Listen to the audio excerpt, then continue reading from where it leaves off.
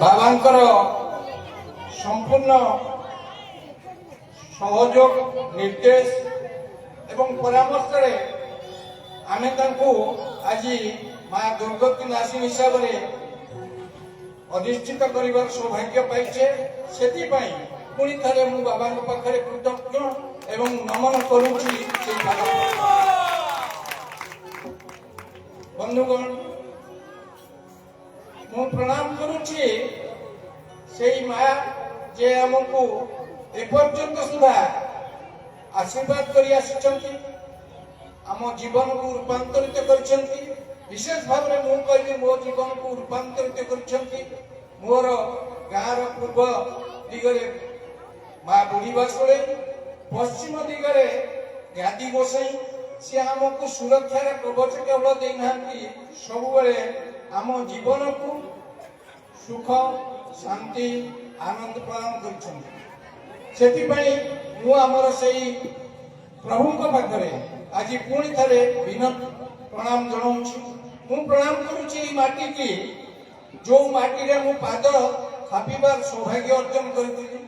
ମୁଁ ପ୍ରଣାମ କରୁଛି ମୋର ପିତାମାତାଙ୍କୁ, ଯୋଉମାନେ ମତେ ଏ ସଂସାରକୁ ଆଣିଛନ୍ତି। ମୁଁ ପ୍ରଣାମ କରୁଛି ବାବା ବଳିଆଙ୍କୁ, ଯାହାଙ୍କର ଅପାର କରୁଣାରୁ ତାଙ୍କର ସହପାଠୀ ହିସାବରେ ମୁଁ କିଛି ବର୍ଷ ତାଙ୍କ ସହିତ କଟେଇଥିଲି। ଯେତେବେଳେ ସଂସାର ତାଙ୍କୁ ବାବା ବୋଲି ଜାଣିନଥିଲା, ସେତେବେଳେ ଆମେ ତାଙ୍କୁ ବାବା ବୋଲି ଡାକୁଥିଲୁ। ହୁଏତ ଆମେ ଜାଣିନଥିଲୁ ସେଦିନେ ଏ ବିଶ୍ୱଗୁରୁରେ ପରିଣତ ହେବେ, କିନ୍ତୁ ଆମ ମନ ଭିତରେ ସେଇ ଧାରଣା ଆସୁଥିଲା ଯେ ବାବା ନିଶ୍ଚୟ ଦିନେ ଏ ବିଶ୍ୱକୁ ଆଲୋକିତ କରିବେ। ଏପର୍ଯ୍ୟନ୍ତ ଆମେ ଯାହା ଦେଖି ଆସୁଛେ, ବାବାଙ୍କର ପ୍ରୟାସ ରହିଛି ବ୍ୟକ୍ତି ନିର୍ମାଣ କରିବା, ପରିବାରକୁ ସରସ ସୁନ୍ଦର କରିବା, ସମାଜକୁ ଗଠନ କରିବା, ସର୍ବପ୍ରତି ବିଶ୍ୱରେ ଶାନ୍ତି କେମିତି ବିରାଜିତ ହେବ ତା ପାଇଁ ବାବା ପ୍ରୟାସ କରିଛନ୍ତି। ଏବଂ ସର୍ବଶେଷରେ ଏ ପରିବେଶ କେମିତି ସୁରକ୍ଷିତ ରହିବ ସେଥିପାଇଁ ବାବା ପ୍ରୟାସ କରିଛନ୍ତି। ସେଥିପାଇଁ ବାବା ମୁଁ ପୁଣି ଥରେ ଆପଣଙ୍କର ପାଦପଦ୍ମରେ ପ୍ରଣାମ ଜଣାଉଛି। ଦୁଇ ପଦ କହିବି, ଯେତେବେଳେ ଆମେ ପାଠ ପଢୁଥିଲୁ ଜଗନ୍ନାଥ ହାଇସ୍କୁଲ ବୁଲର ଜୟପୁର, ଆମର ସୌଭାଗ୍ୟ ହେଲା ବାବାଙ୍କ ସହିତ ବସିବା ସହପାଠୀ ହିସାବରେ। ଆପଣମାନେ କେହି ବିଶ୍ୱାସ କରିବେନି, କ୍ଲାସ ରୁମରେ ଆମେ ଯେତେବେଳେ ବସୁଥିଲୁ ପାଠ ପଢିବାକୁ ପ୍ରୟାସ କରୁଥିଲୁ, ବାବା ଆମ ସହିତ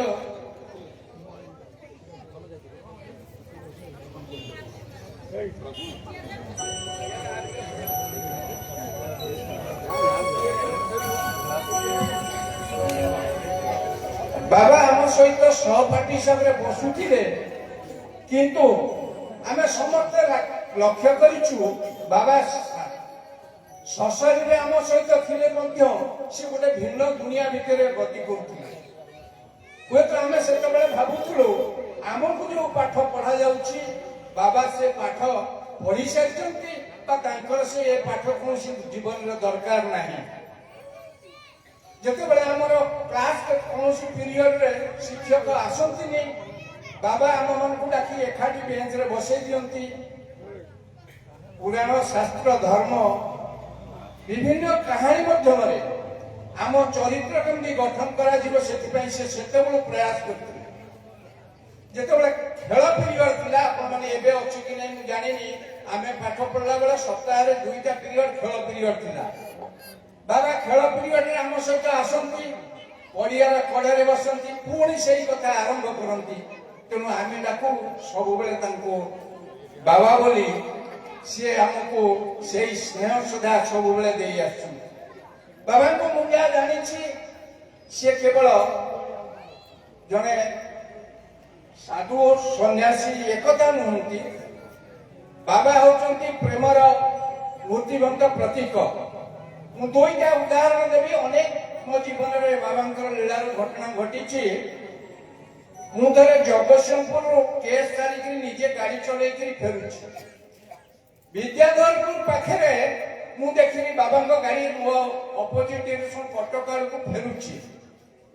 ମୁଁ ଭାବିଲି ତାଙ୍କ ଗାଡି ସ୍ପିଡରେ ଅଛି, ବାବା ପଳେଇବେ। ମୁଁ ମିରରରେ ଦେଖିଲା ବେଳକୁ କିଛି ଖଣ୍ଡ ବାଟ ଆସିକରି ବାବାଙ୍କ ଗାଡି ରହିଗଲା। ମୁଁ ବାଧ୍ୟ ହେଇ ପୁଣି ଓହ୍ଲେଇକିରି ଆସିଲି। ଆସିକି ଯେତେବେଳେ ପ୍ରଣାମ କରି ମୁଁ କହିଲି ବାବା ଆପଣ କାହିଁ ରହିଗଲେ ନା ତମକୁ ଦେଖିଲି ସେଥିପାଇଁ ଇଚ୍ଛା ହେଲା ରହିଯିବା ପାଇଁ ମୁଁ ରହିଗଲି। ଇଏ ହଉଛି ତାଙ୍କର ଜଣେ ସହପାଠୀ, ତା ପ୍ରତି ଥିବା ସ୍ନେହ ଶ୍ରଦ୍ଧା ଏବଂ ଆତ୍ମୀୟତାର ପରିଚୟ। ଆଉ ଗୋଟେ ଘଟଣା ଘଟିଲା ମୋ ଜୀବନରେ। ମୁଁ ଥରେ ଗାଁକୁ ଆସିଥାଏ, ମୋ ଭଉଣୀ ଘରକୁ ଯିବାକୁ ଇଚ୍ଛା ହେଲା। ଭଉଣୀ ଘରୁ ଫେରିଲା ବେଳେ ସନ୍ଧ୍ୟା ହେଇନି, 4ଟା-5ଟା ହବ।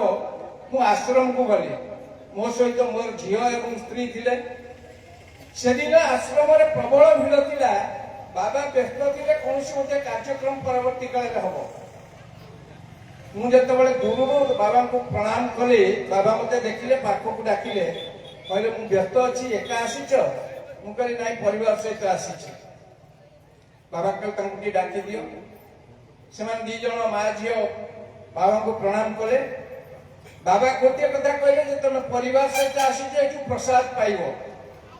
ଆମେ ଅବଶ୍ୟ ଖାଇକି ଯାଇଥିଲୁ, କିନ୍ତୁ ବାବାଙ୍କ ନିର୍ଦ୍ଦେଶ ତ ଅବମାନନା କରି ହବ ନାହିଁ। ଆମେ ଯାଇ ପଙ୍କ୍ତି ଭୋଜନରେ ବସିଗଲୁ। ଠିକ 5 ମିନିଟ ଯାଇଛି କି ନାହିଁ, ବାବା ସବୁ ଲୋକଙ୍କୁ ଛାଡ଼ି ଦେଇ ଆମେ ଖାଉଥିବା ଜାଗାରେ ପହଞ୍ଚିଗଲେ। ଆଉ ବିଚିତ୍ର ଲୀଳା ହେଲା ସେଠି।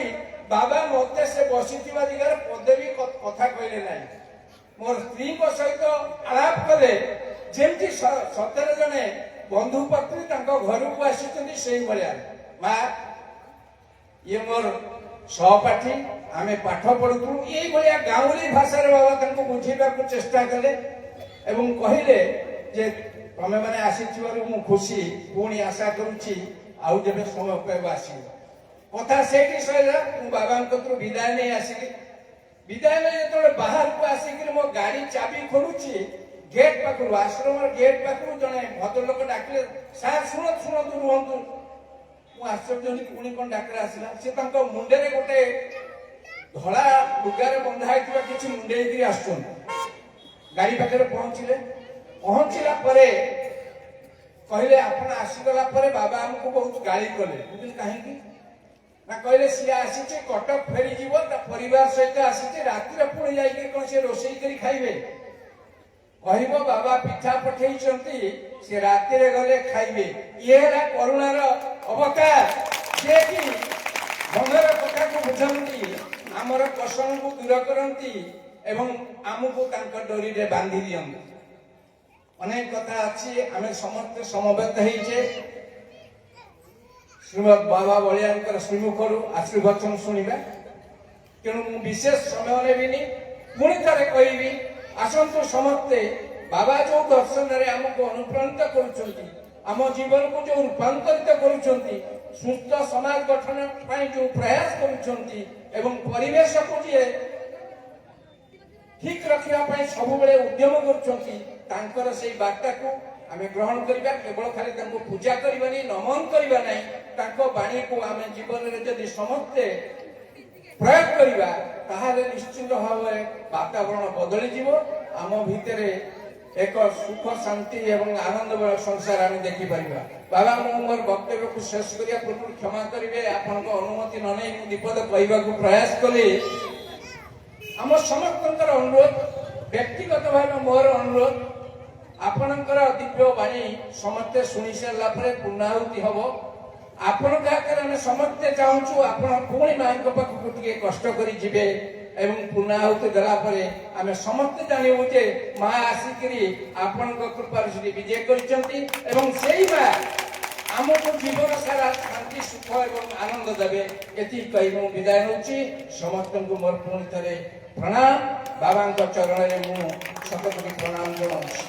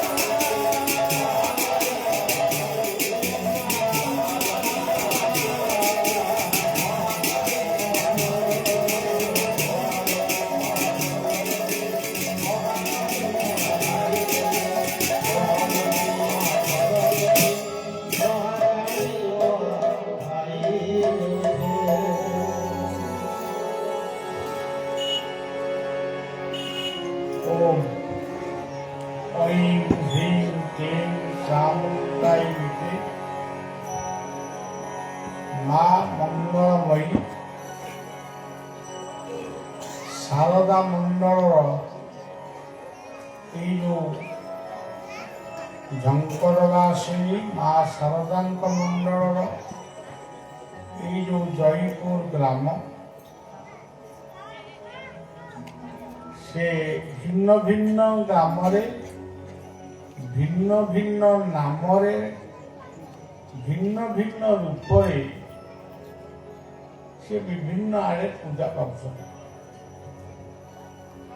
ओडिशा रे एमिति एक गाँ नहीं जो गाँव रे ग्राम्य देवी बा गाँ ठाकुराणी ना सेपरि भाव पवित्र जयपुर ग्राम यह आमरी अंचल आमरी गाँ आमरी कहवा पूर्व मो गाँ बोली कहूँ यही गाँव देवी को प्रतिष्ठा पाई थरे बड़े आसी आश्रम रे थिबा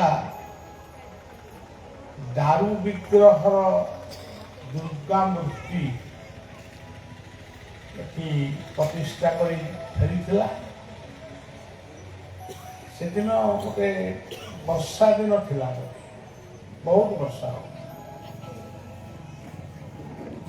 तापरे अनेक दिन बीती जाइए पुणी थरे से दारू विग्रह मूर्ति क्षत विक्षत हो गला परे ग्रामर अधिवासी माने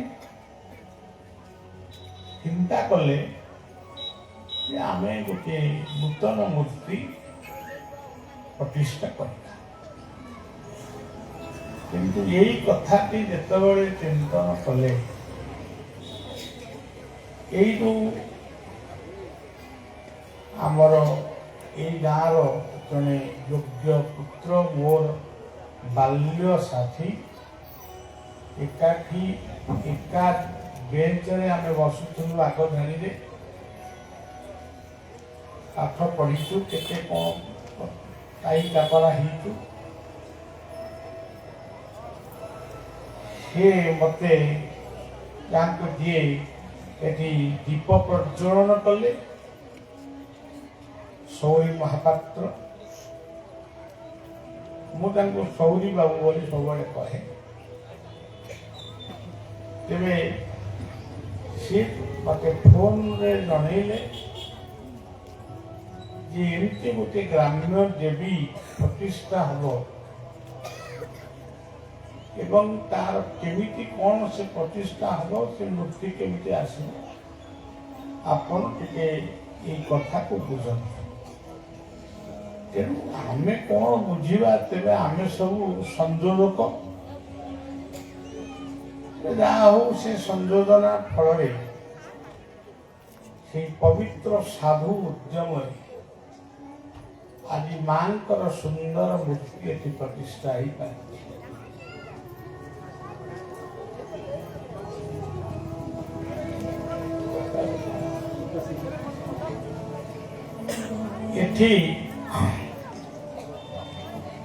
यही गाँ माटी आमे सीना आज गोटे गाड़ी चढ़ी पड़े जिते आम अंचल गाड़ी भी नथिला आमे पादरे चली चली दातोल दे तीर्तोल जाइछु यही गाँ दांडे यही गाँ दांडे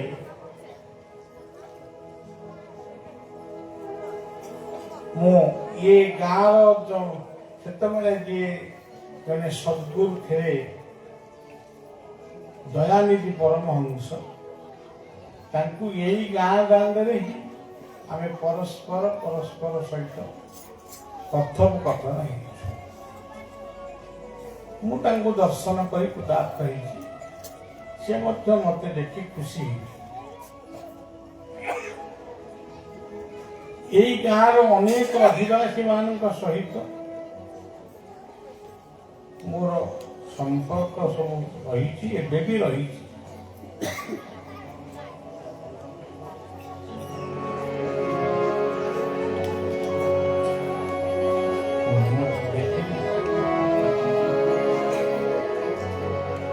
ଜୟପୁର ଗ୍ରାମର ପ୍ରତିଟି ଅଧିବାସୀ, ଏ କୋଲର ପଞ୍ଚାୟତର ପ୍ରତିଟି ଅଧିବାସୀ, ଆଖପାଖରେ ଥିବା ସମସ୍ତ ଗାଁର ଉପସ୍ଥିତ ସମସ୍ତ ବ୍ୟକ୍ତିମାନଙ୍କର ଶୁଭ କାମନା କରୁଛି ମା ମଙ୍ଗଳମୟୀଙ୍କ ପାଖରେ।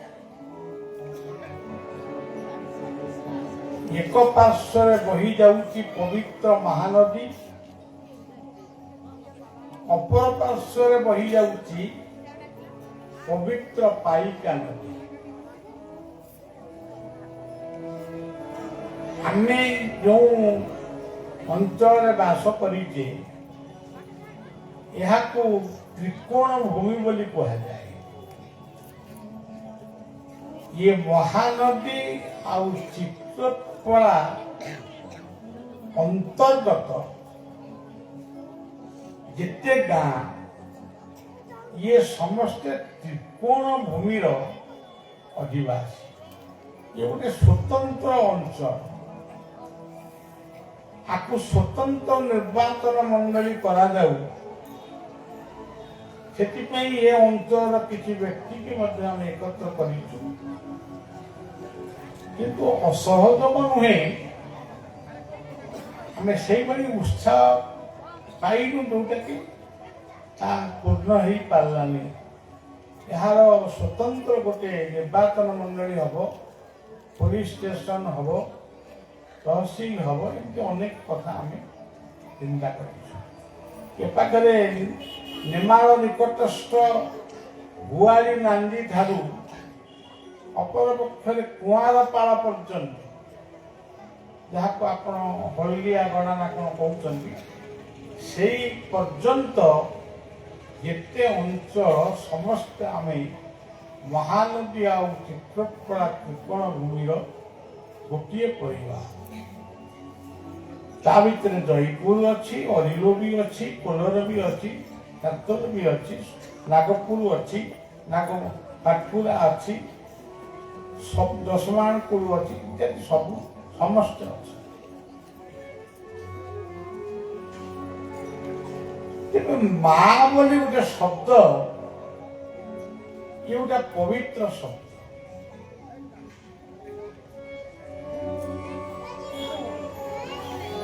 ସୌରୀ ବାବୁ ତାଙ୍କର ଅଭିଭାଷଣରେ, ଉଦ୍ଘାଟନୀ ଭାଷଣରେ ଅନେକ ଗୁଡ଼ିଏ ଅନୁଭୂତି ସେ କହିଲେ। ସେ ଅଲଗା କଥା, ତାଙ୍କ ଜୀବନର ଅନୁଭୂତି ମୋ ପାଖରେ ବି କିଛି ଅଛି, କିନ୍ତୁ ଏ ସମୟ ନୁହେଁ ସେସବୁ କଥା କହିବା ପାଇଁ। ତେବେ ତାଙ୍କ କଥା ଭିତରେ ସେ ଗୋଟିଏ ଶବ୍ଦ କହିଲେ, ମୋ ବାପ ମା କୁ ମୁଁ ପ୍ରଣାମ ଜଣାଉଛି। ଏଇ କଥାଟା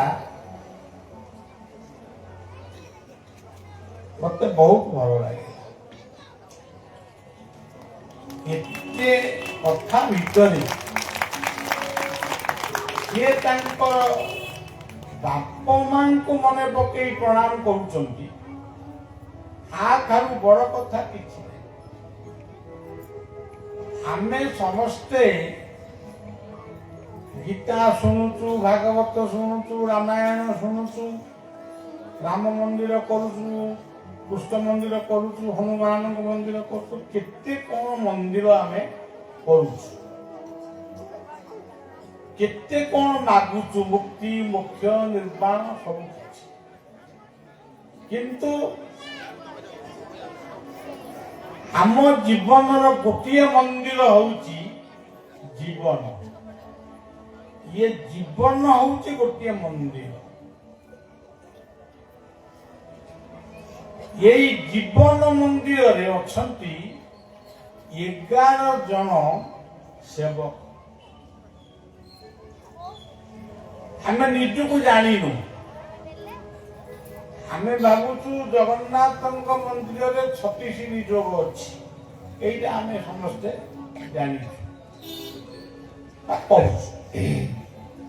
କିନ୍ତୁ ଜୀବନ ମନ୍ଦିରରେ 11 ଜଣ ସେବକ ଅଛନ୍ତି। ତଥାପି ଆମେ ଭୁଲ ବାଟରେ ଯାଉଛୁ। ଯେମିତି ବେଳେ ବେଳେ ଆପଣମାନେ ଶୁଣୁଛନ୍ତି ଜଗନ୍ନାଥଙ୍କ ନୀତି ବିଭ୍ରାଟ, ଲିଙ୍ଗରାଜଙ୍କ ନୀତି ବିଭ୍ରାଟ, ସେମିତି ଜୀବନ ମନ୍ଦିର 11 ଜଣ ସେବକ ଥାଇକରି ମଧ୍ୟ ଆଜି ଜୀବନ ଗୁଡ଼ିକ ଭୁଲ ବାଟରେ ଯାଉଛି। ସେ ଭୁଲଟା କଣ? ପ୍ରଥମ ଭୁଲ ହଉଛି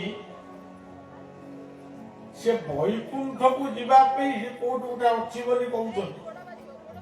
ବୈକୁଣ୍ଠକୁ ଯିବା ପାଇଁ ସେମାନେ ଅଣ୍ଟାରେ ଲୁଗା ଭିଡ଼ିକି ଅଛନ୍ତି ବା ପୂଜା ପୂଜି କରୁଥିଲେ। ଆମେ କହିଲେ ବୈକୁଣ୍ଠକୁ ଯିବୁ। କିନ୍ତୁ ବୈକୁଣ୍ଠଟା ଯେ ତାଙ୍କ ଘରେ ଅଛି, ପ୍ରତ୍ୟେକ ଘର ହଉଛି ବୈକୁଣ୍ଠ, ଇଏ କଥାକୁ ସିଏ ଭୁଲିଲେ। ବୈକୁଣ୍ଠ ସମାନ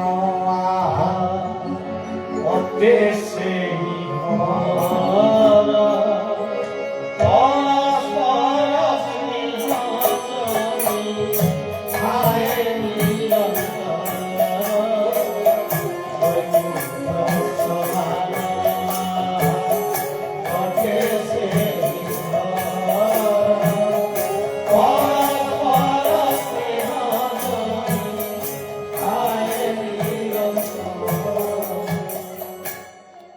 ସେଇ ଘର ବୈକୁଣ୍ଠରେ ଅଛନ୍ତି ଲକ୍ଷ୍ମୀ ନାରାୟଣ, ଯାହାଙ୍କ ମାଧ୍ୟମରେ ଆମେ ଏ ପୃଥିବୀକି ଆସିଛୁ।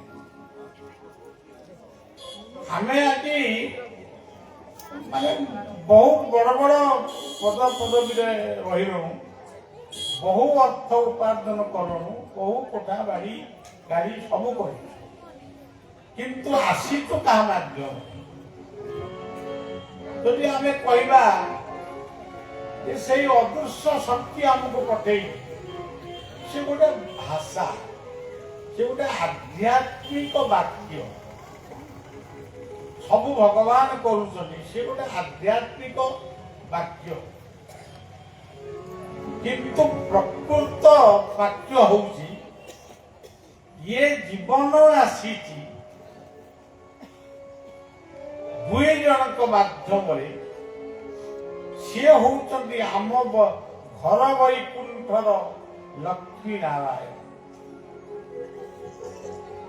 ତାଙ୍କୁ ଯିଏ ନ ଚିହ୍ନିଛି ସିଏ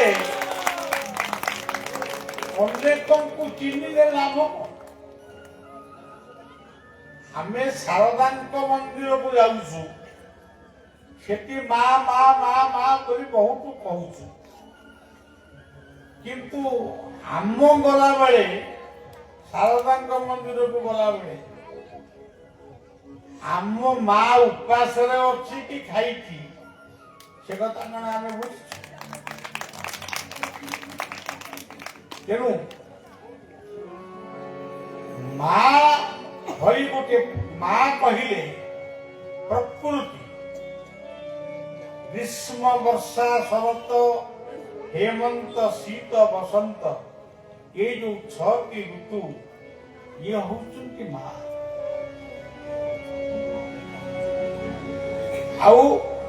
ଆଉ ମା କିଏ? ଧରିତ୍ରୀ ହଉଛି ମା। ଯେଉଁ ଧରିତ୍ରୀ ଉପରେ ଆମେ ବସବାସ କରିଛୁ ଇଏ ହଉଛନ୍ତି ମା। ଆଉ ମା କିଏ? ମା ହଉଛନ୍ତି ଗଙ୍ଗା। ଆମେ ଯିଏ ଯୋଉଠି ସ୍ନାନ କଲେ ବି ଗଙ୍ଗାକୁ ସ୍ମରଣ କରି ସ୍ନାନ କରିବା ଉଚିତ। କରୁନୁ। ଆଉ ଗୋଟିଏ ମା ବର୍ତ୍ତମାନ ସବୁଠାରୁ ଅବହେଳିତ, ସେ ହଉଛି ଗୋମାତା। ଆଜି ଗୋମାତାଙ୍କର ଆଖିରୁ ଲୁହ ଧରୁଛି, ଗୁହାଳ ନାହିଁ। ଅତୀତର ସକାଳୁ ଉଠି ଓଡିଆଣୀ ବୋହୁ ଗୋବର ପାଣି ଛିଞ୍ଚୁଥିଲା ଘରେ, କାନ୍ଥରେ ଗୋବର ଲେପା ହଉଥିଲା। ଆଜି ସେ ଗୋବର ଦେଖିଲେ ବା ଇଏ କଲେ, ତାର ବାସ ଆସିଲେ ନାକ ଟେକୁଛି। ଆଜି ବଳଦ ନାହାନ୍ତି, କୁଆଡେ ଗଲେ ସେ ବଳଦ ଗୁଡିକ ସବୁ ହଣା ହେଇକି ପେଟରେ ପଡିଲେ। ଏ ପାଖରେ ସାଧୁ ସନ୍ଥ ମାନେ ଆମେ କିଏ ଯୋଉଠି ଅଛନ୍ତି, ଯୋଉଠି ଏକାଠି ମିଶି ଯାଉଛନ୍ତି, ସେଠି ଆହ୍ୱାନ ଦଉଛନ୍ତି ଗୋ ହତ୍ୟା ବନ୍ଦ ହଉ। ଗୋ ହତ୍ୟା ବନ୍ଦ ହବା ପାଇଁ କହିଦେଲେ କଣ ବନ୍ଦ ହବ? ଆଜି ଗୋମାତାଙ୍କ ହତ୍ୟା ପାଇଁ ଆମେ ହିଁ ଦାୟୀ। ତେଣୁ ଗୋମାତା ଗାୟତ୍ରୀ ମାତା, ଗଙ୍ଗା ମାତା, ଧରିତ୍ରୀ ମାତା, ପ୍ରକୃତି ମାତା, ଆଉ ମା ଜନ୍ମଦାତ୍ରୀ ମା, ଜନନୀ। ଆମେ ଯୋଉ ଦେଶରେ ଘର କରିଛୁ, ଏ ଦେଶର ନାଁ ଭାରତ ମାତା। ଆମର ପବିତ୍ର ଆହ୍ୱାନ ହଉଛି ବନ୍ଦେ ମାତରମ୍। ଆମେ ଯୋଉ ଉତ୍କଳ ଭୂମିରେ ଜନ୍ମ ହେଇଛୁ, ଇଏ ହଉଛନ୍ତି ଆମ ପାଇଁ ଗୋଟିଏ ମା, ଉତ୍କଳ ଜନନୀ। ଓଡ଼ିଆ ଗୋଟେ ସଙ୍ଗୀତରେ ଲେଖିଛି ମଧ୍ୟ, ତାକୁ ଆମର ପୂର୍ବତନ ରାଜ୍ୟପାଳ ଉଦ୍ଘାଟନ କରିଥିଲେ। ଉତ୍କଳ ଜନନୀ ମମତାମୟୀ ଜନ୍ମଭୂମି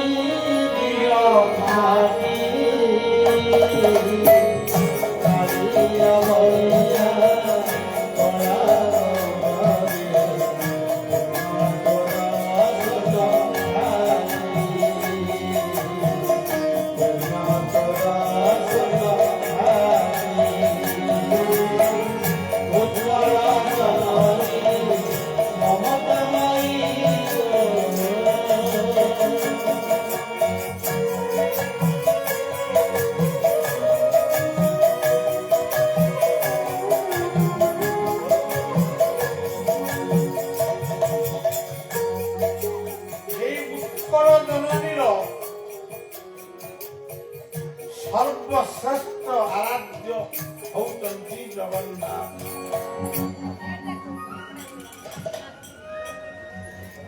ଏଠି ମଞ୍ଚ ଉପରେ ମୁଖ୍ୟ ଅତିଥି ସଭାପତି ରୂପରେ ସେ ଆସନ ଅଳଙ୍କୃତ କରିଛନ୍ତି।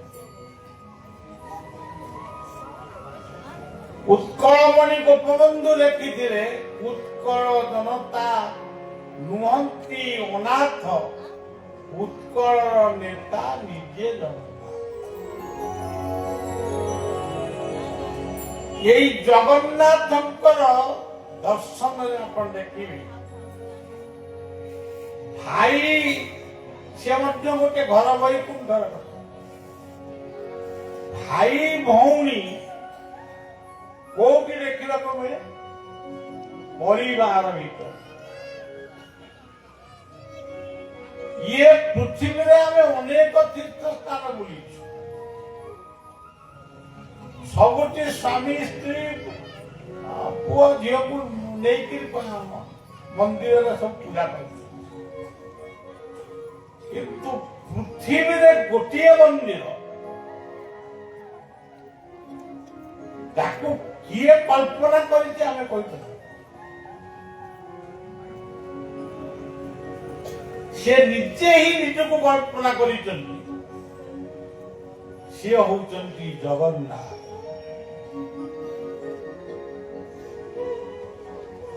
ଏଇ ଜଗନ୍ନାଥ ଗୋଟିଏ ପଟରେ, ବଳଭଦ୍ର ଆଉ ଗୋଟିଏ ପଟରେ। ବଡ ଭାଇକି କେମିତି ସମ୍ମାନ ଦିଆଯାଏ ଏ କଥା ଶିକ୍ଷା ଦେଇଛି କେବଳ ଜଗନ୍ନାଥ ଶାସନ। ଆଗେ ଚାଲେ ବଳଭଦ୍ର, ପଛେ ଚାଲ ପଛରେ ଆସେ କାଳିଆ ବଳରାମ। ଆଗେ ଚାଲେ ବଳଭଦ୍ର, ପଛେ ଚାଲ ପଛରେ ଆସେ କାଳିଆ ବଳରାମ। ଆଗେ ଯିବେ ବଳଭଦ୍ର, ତାପରେ ଯିବେ ସୁଭଦ୍ରା, ଶେଷକୁ ଆସିବେ ଜଗନ୍ନାଥ। ପୁଣି ସୁଭଦ୍ରାଙ୍କ ରଥରେ ସୁଦର୍ଶନ ଚକ୍ର ରହିବ। ଜଗନ୍ନାଥ ସଂସ୍କୃତି ସମଗ୍ର ପୃଥିବୀକି କହୁଛି ମା ଭଉଣୀର ସମ୍ମାନ ଅକ୍ଷୁର୍ଣ୍ଣ ରଖ।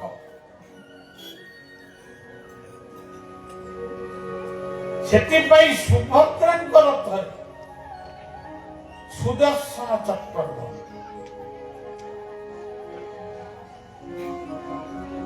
ଏଇ ଯୋଉ ଚାରୋଟି ନାଁ ଆପଣ ଶୁଣିଲେ,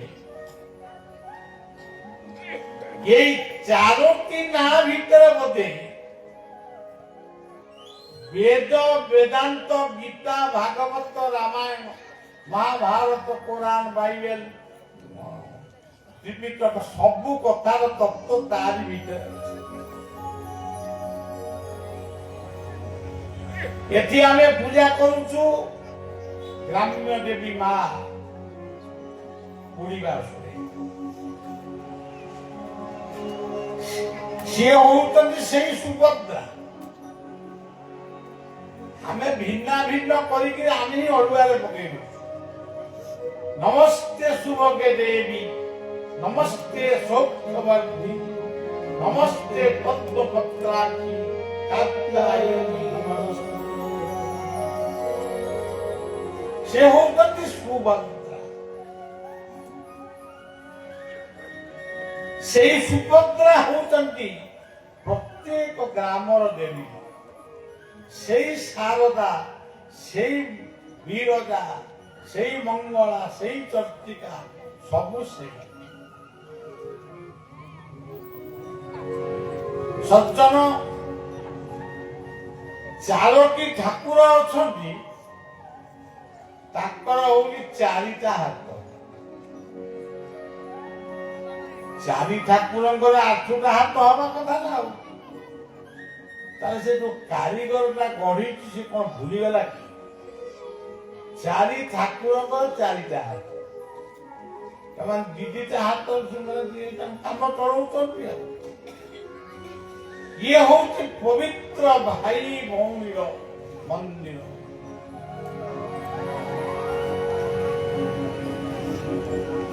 ଚାରୋଟି ଠାକୁର ଅଛନ୍ତି।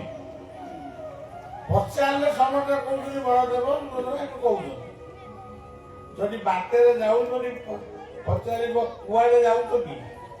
ନା ମୁଁ ଟିକେ ଜଗନ୍ନାଥଙ୍କ ଦର୍ଶନକୁ ଯାଉଛି।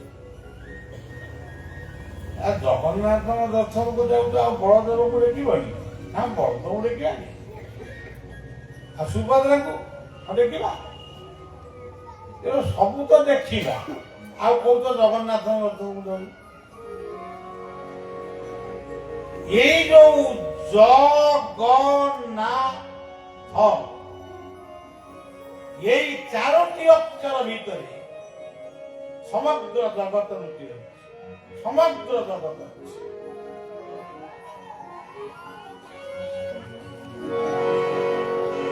ପ୍ରଥମେ ଆମେ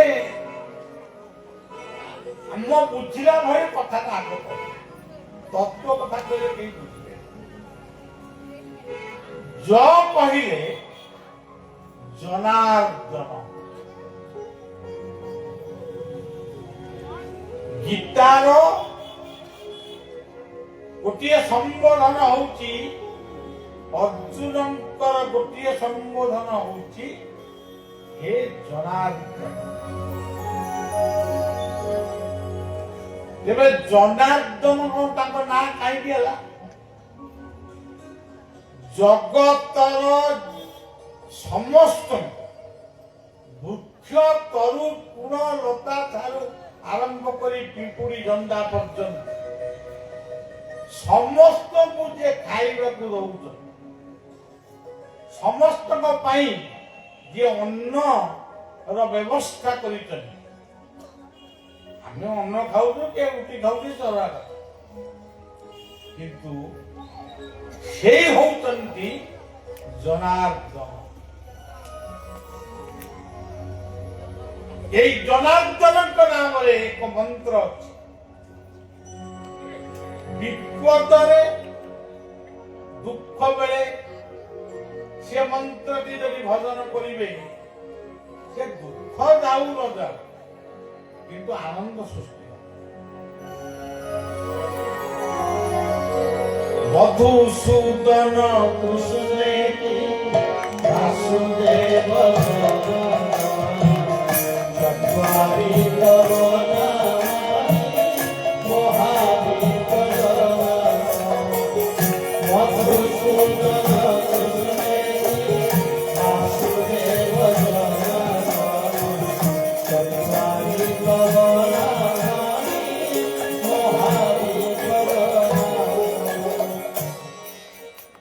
এই জনার্দন ଯୋଉ ଶବ୍ଦ ଖାଲି କହିଦେଲେ କଣ ହବ କି? ବାସ୍ତବରେ ସେ ଜନାର୍ଦନ କେତେବେଳେ, ସବୁବେଳେ ତ ହେଇଛନ୍ତି, ତେବେ ଆମ ଜାଣିବା ଭିତରେ ଗୋଟେ ଜନାର୍ଦନ ରୂପ ସେ ନେଲେ ବନ୍ଧୁ ମହାନ୍ତିଙ୍କ ପାଖରେ। ଅର୍ଦ୍ଧରାତ୍ରିରେ ବନ୍ଧୁ ମହାନ୍ତି ଯାଜପୁରରୁ ଯାଇ ବେଜନଳା ପାଖରେ ବେଜ ପିଇ ପିଲାମାନଙ୍କୁ ଶୁଆଇ ଦେଇଛନ୍ତି।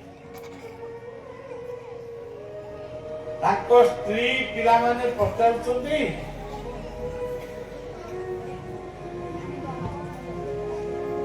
ଏଠି ବା ତମର କିଏ ଗୋଟେ ବନ୍ଧୁ କାଳେ ଅଛି? ବନ୍ଧୁ ମହାନ୍ତି ନୀରବ ହେଇଯାଉଛନ୍ତି, କହୁଛନ୍ତି ହଁ ମୋର ବନ୍ଧୁ ଅଛନ୍ତି। ସେ ବନ୍ଧୁ ଘରକୁ କେତେବେଳେ ଯିବା? ରାତି ପାଇଲେ ଯିବା। ସେ ବନ୍ଧୁଙ୍କ ନାଁ କଣ? ଜଗବନ୍ଧୁ। ହେ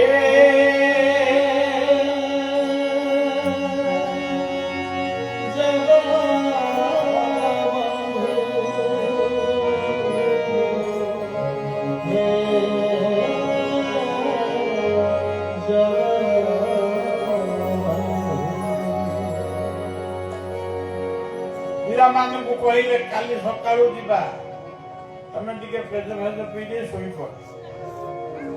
ବନ୍ଧୁ ମହାନ୍ତିଙ୍କ ଆଖିରେ ନିଦ ନାହିଁ।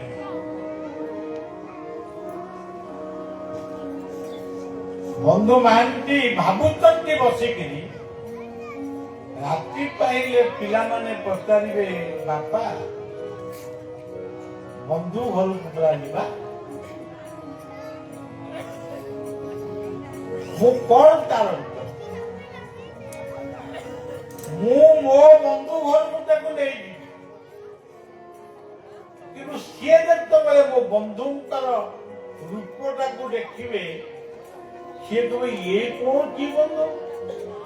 ଇଏ କଣ ଗୋଟେ ଦେଖିବାକୁ କାଳିଆ, ସେ ଗୋଟେ ଧଳା, ଇଏ କଣ ହଳଦିଆ, ଇଏ କଣ ବନ୍ଧୁ? ମୁଁ ସେତେବେଳେ ତାର ଉତ୍ତର କଣ? এই কথা ভাবুছেন। দেখন্তু ଏ ଜଗତର ସମସ୍ତ ଠିକଣା ଯାହାଙ୍କ ପାଖରେ ଅଛି। ମୋର ପୂର୍ବ ଜନ୍ମର ଠିକଣା, ପର ଜନ୍ମରେ କୋଉଠି ଜନ୍ମ ହେବି, ମୋର ପୂର୍ବ ଜନ୍ମରେ କିଏ ବାପା ମା ଥିଲେ, ଏବେ କିଏ, ଆଗରେ କିଏ ହେବେ, ଇଏ ସବୁ ଯାକ ଠିକଣା ଯାହାଙ୍କ ପାଖରେ ଅଛି। ସେ ହଉଛନ୍ତି ଜଗନ୍ନାଥ। ସେ ଗୀତାରେ ପରିଷ୍କାର ଭାବରେ କହିଛନ୍ତି, ଅର୍ଜୁନଙ୍କୁ କହିଲେ ମୋ ଠିକଣାଟା ମନେ ରଖ। ଅର୍ଜୁନ ପଚାରିଲେ ଆପଣଙ୍କ ଠିକଣା କଣ? ନ ତଦ୍ଭାସୟତେ ସୂର୍ଯ୍ୟ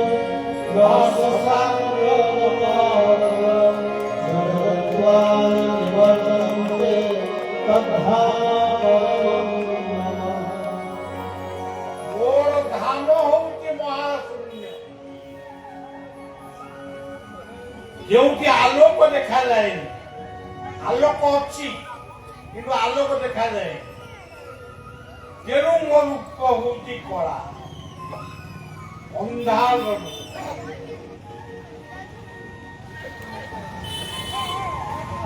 ତେବେ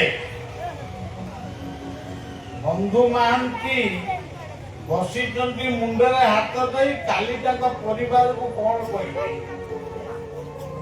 କିଏ ଗୋଟିଏ ଆସି ଡାକୁଛି, ବନ୍ଧୁ ମହାନ୍ତି, ଓ ବନ୍ଧୁ ମହାନ୍ତି।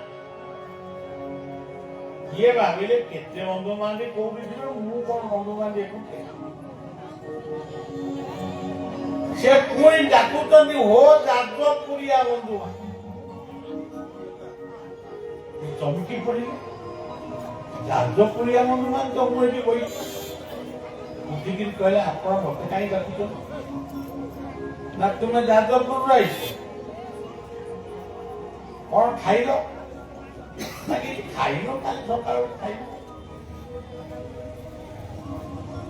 ତମର ଇଏ ବଡ ଦେଉଳରେ ଯିଏ ବନ୍ଧୁ ଅଛନ୍ତି,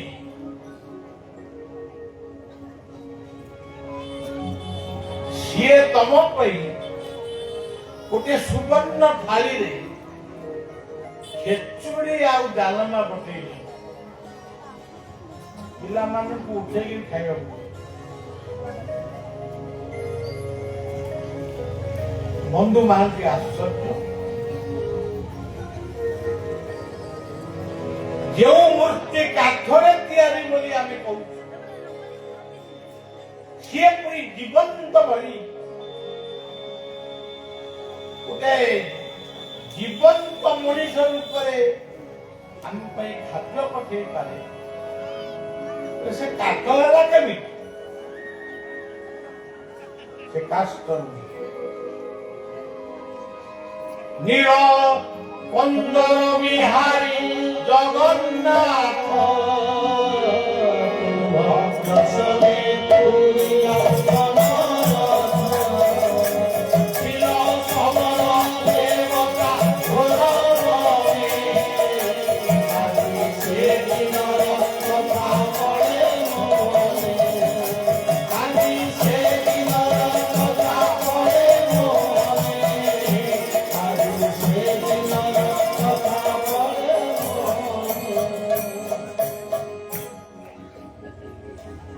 ସେ ପିଲାମାନଙ୍କୁ ପଚାରିଲା, ଆପଣ କାଲି ଯାଉଛନ୍ତି ଥାଳିଟା?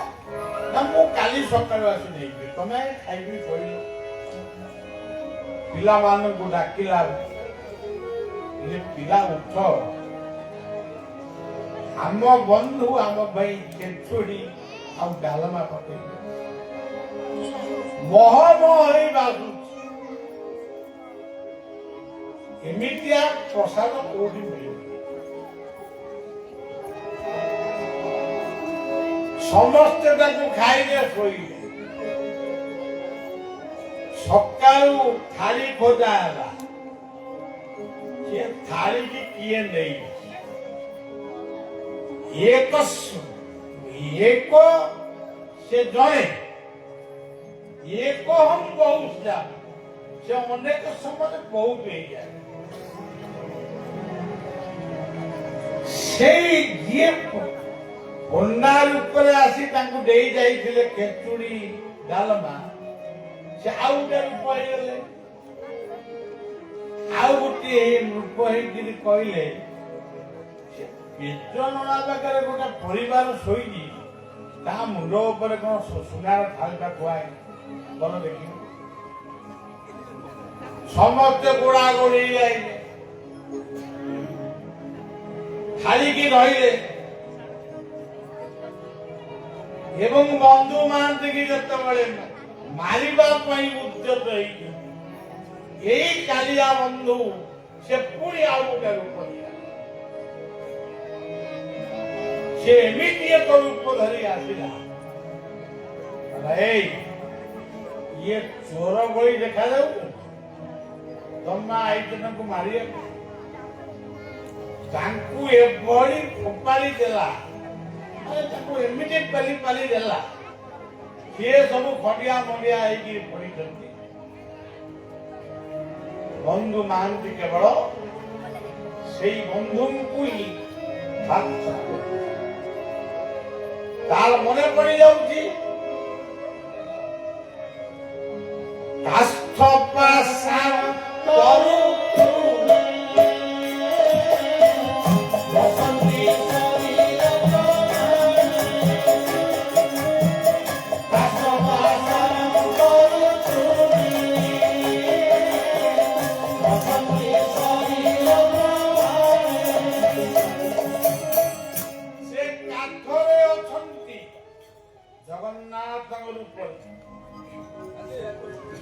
ସେ ପାଷାଣରେ ଅଛନ୍ତି ଶିବଲିଙ୍ଗଙ୍କ ଭିତରେ।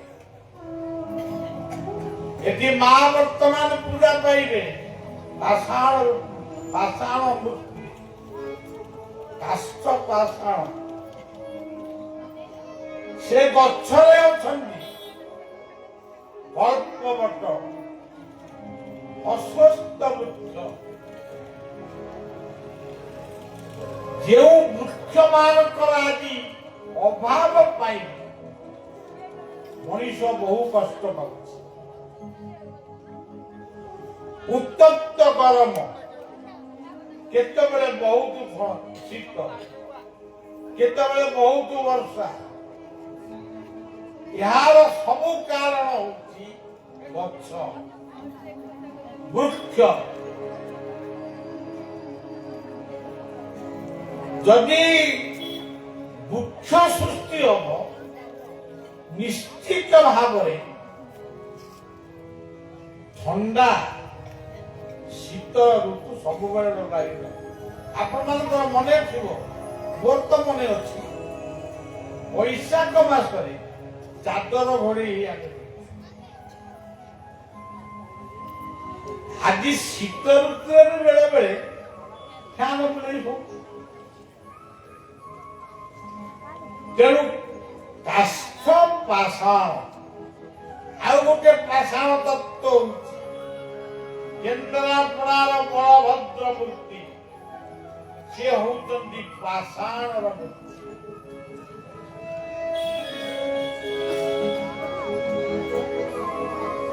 ତରୁ କହିଲେ କଳ୍ପବଟ, ଅଶ୍ୱତ୍ଥ ବୃକ୍ଷ। ଗୀତାରେ କହିଲେ ଅଶ୍ୱତ୍ଥ ସର୍ବବୃକ୍ଷ, ମୁଁ ସବୁ ଗଛ ଭିତରେ। ତୃଣ, ଏଇ ଦେଖନ୍ତୁ ତୁଳସୀ। ଓଡ଼ିଆର ଏମିତି ଘର ନାହିଁ, ଓଡ଼ିଶାର ଏମିତି ଘର ନାହିଁ ଯେଉଁ ଘର ଦୁଆର ମୁହଁରେ ତୁଳସୀର ପୂଜା ହୁଏ। କବି ଲେଖିଥିଲେ ଓଡ଼ିଆ ଘର ସଞ୍ଜ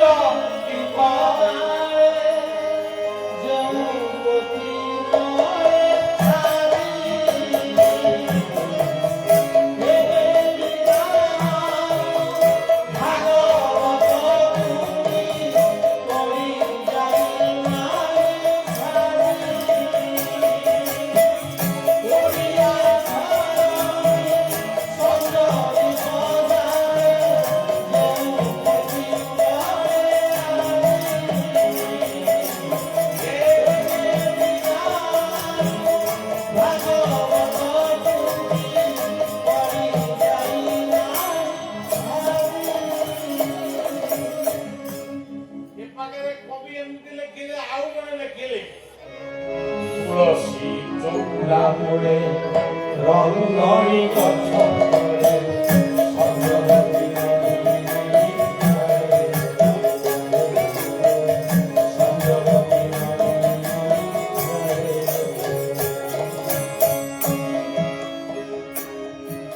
ଏମିତି ଘର ନାହିଁ ଯୋଉଠି ତୁଳସୀ ନାହିଁ।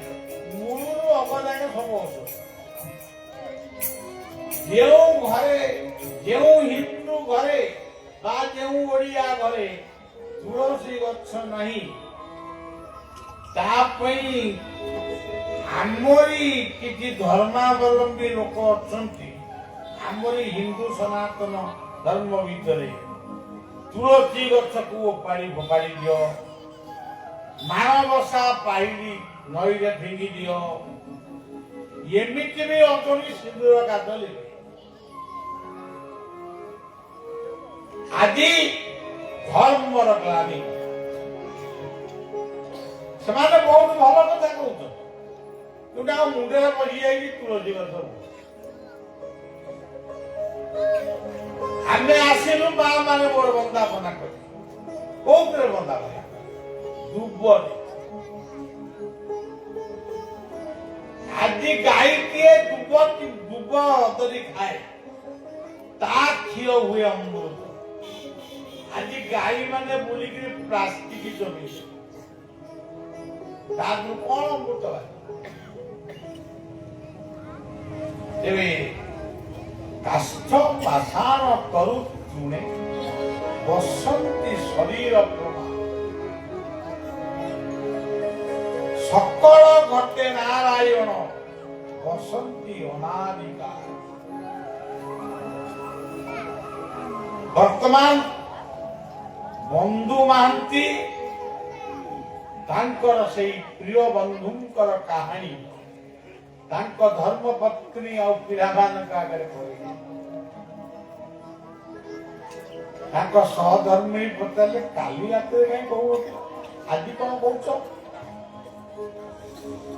ସେ କହିଲେ କାଳେ ତୁମେ ମତେ ମୋ ବନ୍ଧୁଙ୍କର ଅସ୍ତିତ୍ୱକୁ ଅବିଶ୍ୱାସ କରିବ, ଉପେକ୍ଷା କରିବ। ଏଇ ମନ୍ଦିର ଏମିତିର କେତେ ମନ୍ଦିର ଓଡ଼ିଶାରେ ଅଛି, ତୁମେ ଏଇଠି କଣ ମିଳିଯାଏ? ମୁଁ ସେଇଥିପାଇଁ କହୁଛି ଏଇଭଳି ଉଦାହରଣ ଅନ୍ତତଃ ଇଏ ସେବକ ପାଖରେ ବହୁତ ଅଛି। ମୁଁ ନିଜେ ମଧ୍ୟ ଅନୁଭବ, ମୁଁ କେବଳ ଉପାଖ୍ୟାନ କହେନି, ମୁଁ ବେଶୀ କହେ ଅନୁଭୂତିର କଥା, ଅନୁଭବ। ଯେଉଁଠି ଅନୁଭୂତି ନାହିଁ ସେଠି ଅନୁଭବ କଣ ଆମେ କରୁ? ବର୍ତ୍ତମାନ ଆମ ସମାଜରେ ଅନୁଭୂତି କହିଲେ କ୍ଷୀରର ଅନୁଭୂତି, କ୍ଷୀର ଖାଇଲେ କଣ ହୁଏ ସେ ଅନୁଭୂତି ଆମ ପିଲାଙ୍କ ପାଖରେ ନାହିଁ। କିନ୍ତୁ ମଦ ପିଇଲେ କଣ ସେ ଅନୁଭୂତି ଆଜି ଗାଁ ଗହଳିରେ ବ୍ୟାପି ଯାଏ।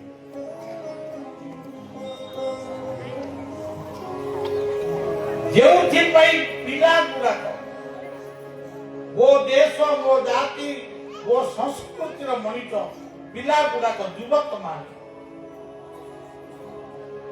ଅଳ୍ପ ବୟସରେ ଅକାଳରେ ଝଡ଼ି ପଡୁଛନ୍ତି। ତେଣୁ ସଜ୍ଜନ ମଦ ଛାଡ଼ ଦେଶ ଗଢ଼, ଗଛ ଲଗାଅ, ବାତ୍ୟା ମାନେ ଯୋଉ ଆସୁଛି ସବୁ ପ୍ରାକୃତିକ ବିପର୍ଯ୍ୟୟ ସେ ଆପେ ଆପେ ଦୂରେଇ ଯିବ।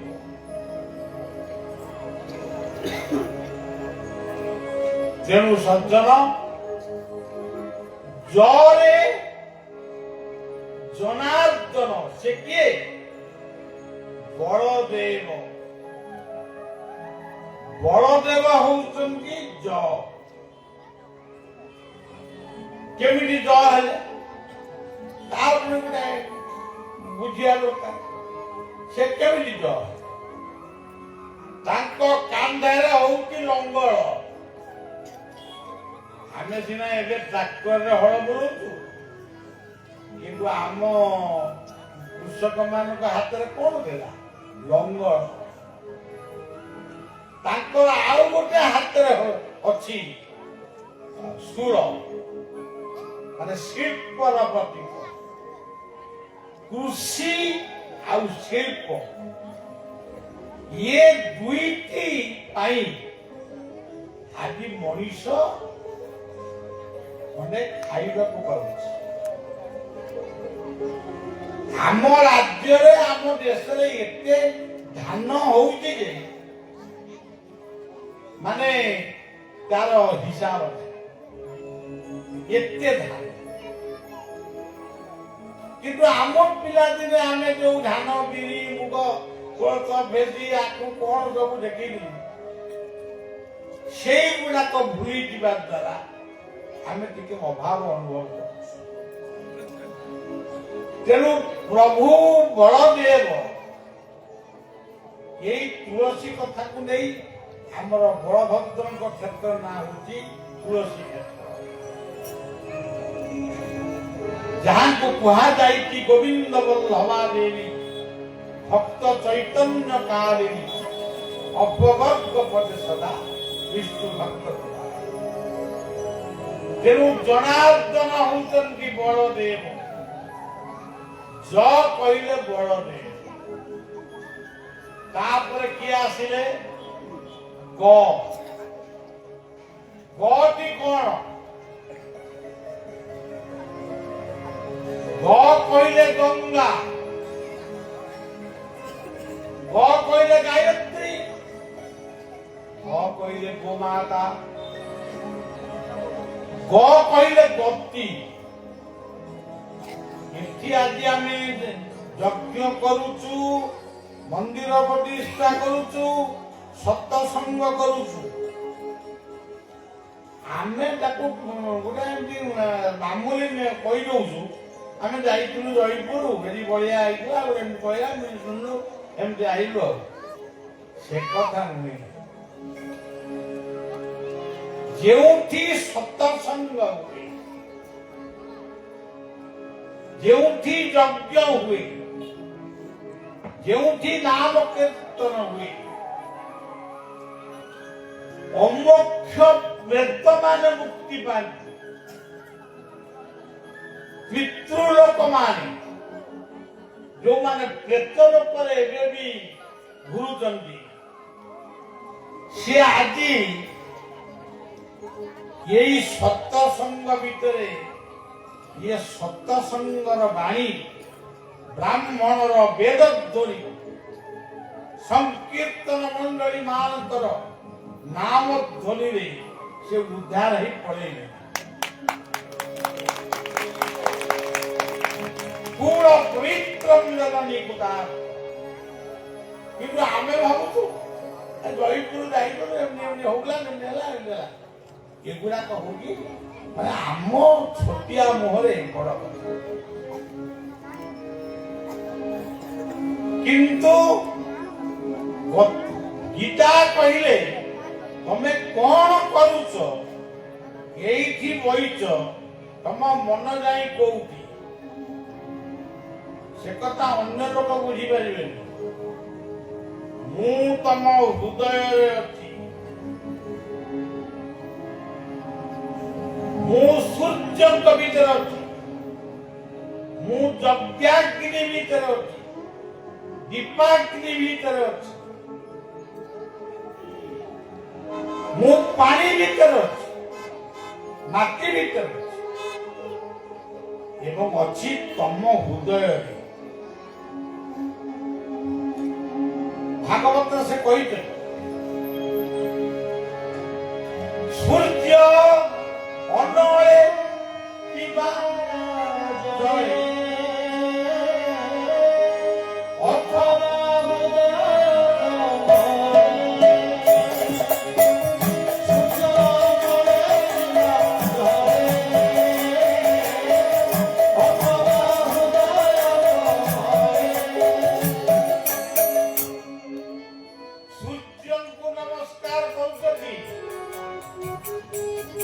ଗୋମାଙ୍କୁ ତ ନମସ୍କାର କରିବା ଭୁଲିଗଲ, ଗାଧେଇଲା ବେଳେ ଗଙ୍ଗାକୁ ନମସ୍କାର କରୁଛ କି?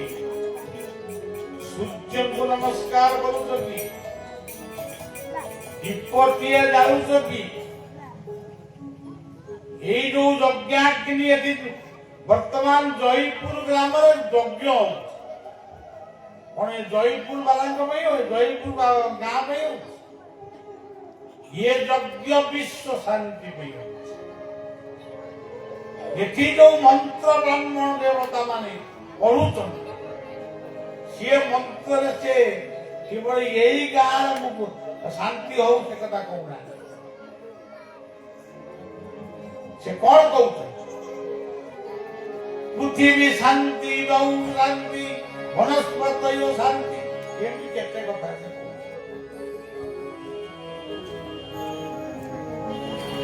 ଗୀତାର ପରିଷ୍କାର କହିଲେ, ମୁଁ ହଉଛି ଯଜ୍ଞ, ବେଦେଷୁ ଯଜ୍ଞେଷୁ ତପସ୍ସୁ ଚୈବ ଦାନେଷୁ ଯତ୍ ପୁଣ୍ୟ ଫଳଂ ପ୍ରଦିଷ୍ଟ ଅତ୍ୟେତି ତତ୍ ସର୍ବ ମିଦଂ ବିହିତ୍ୱା ଯୋଗୀ ପରସ୍ଥାନ ମୁପୈତି କାର୍ତ୍ୟ। ये ସୃଷ୍ଟି ତିଆରି ବେଳେ ପ୍ରଜାପତି ବ୍ରହ୍ମା ପ୍ରଥମେ ଯଜ୍ଞ କରିଥିଲେ। ସେ ଯଜ୍ଞ ଭିତରୁ ପ୍ରଥମେ ଜନ୍ମ ହେଇଥିଲେ ବାଉଁଶ। ବାଉଁଶ କାହିଁ ଆଗେ ଜନ୍ମ ଦେଲା? ବାଡ଼ିଆ ପିଲା କରିବା। ବାଉଁଶ ଜନ୍ମ ନେଇଥିଲା ଲୋକ ଟିକେ ମାନେ ଶାଗ ଭାତ ଖାଇକିରି ଶାନ୍ତିରେ ଟିକେ ଘରେ ଶୋଇଲା, ପୋଖା ବାଡ଼ି ହେଇଗଲା ମରିଥିଲା। ତେଣୁ ये यज्ञ अनुबंधित यज्ञ, ये यज्ञ को किए बुझुला न बुझु, वेद बुझिଛନ୍ତି। ଏଠି ये यज्ञଙ୍କ ଉଦ୍ଦେଶ୍ୟରେ ସ୍ୱତନ୍ତ୍ର ନାମ ମଧ୍ୟ କରାଯାଏ। ହରେ ମୁରାରେ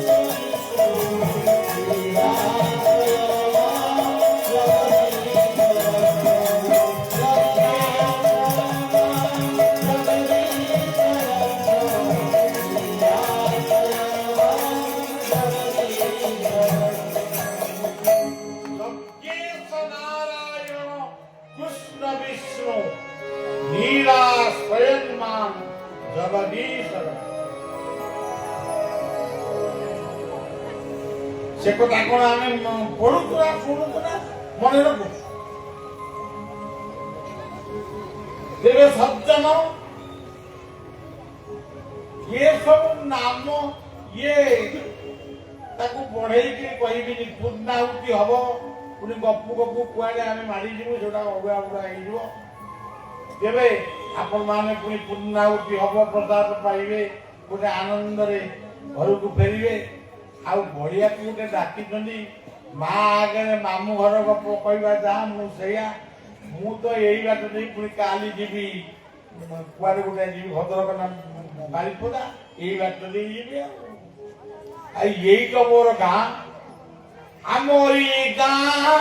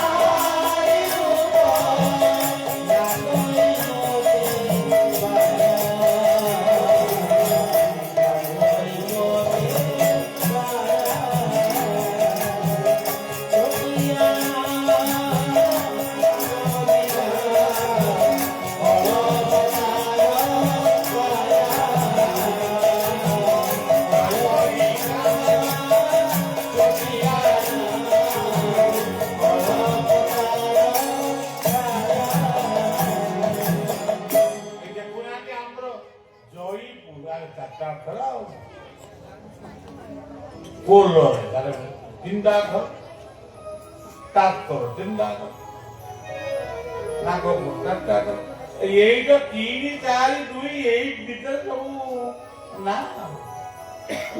କିନ୍ତୁ ବେଦ କହିଛନ୍ତି ବିଶ୍ୱର ଆତ୍ମା କୋଉଠି ଅଛି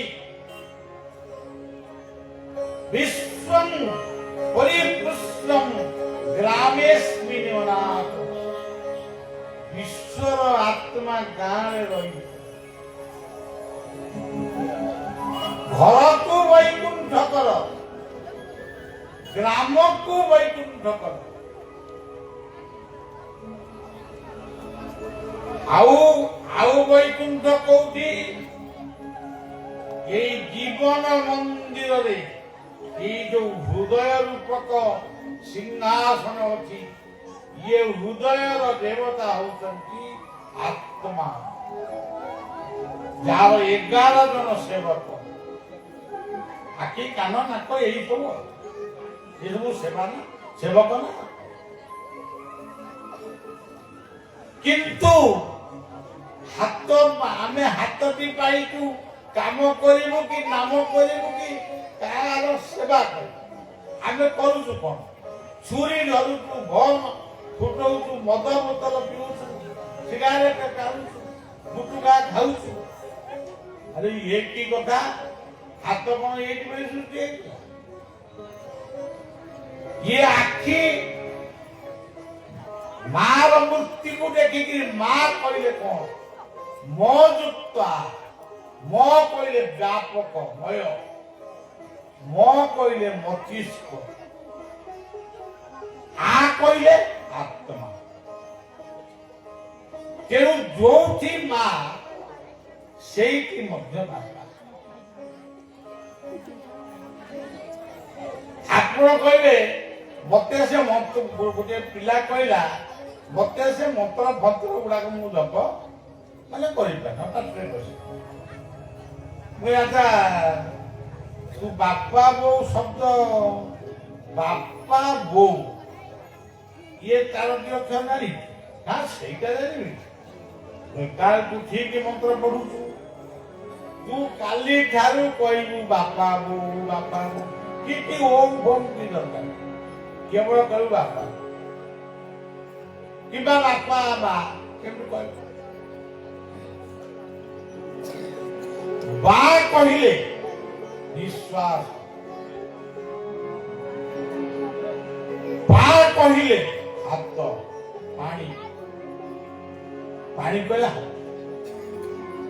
ବୋ କହିଲେ ଓଙ୍କାର ବ୍ରହ୍ମ ଓବିତ୍ୟକାକ୍ଷରଂ ବ୍ରହ୍ମ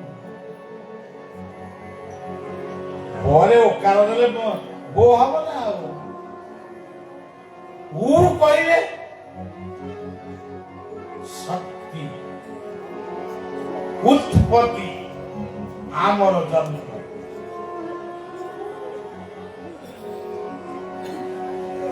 ଆଚ୍ଛା ଦେଖନ୍ତୁ ଇଏ ବାପା ବୋଉ 4ଟି ଅକ୍ଷରରେ କେତେ ମନ୍ତ୍ର କେତେ କଥା ଅଛି ବାପା ବୋଉ ଯେଉଁ ବୋଉ କୋଳରେ ଶୋଇଥିବା ବେଳେ ଦିନେ ଆମ ବୋଉ ଆମକୁ ଶିଖେଇଥିଲା ବୋରେ ପାଇ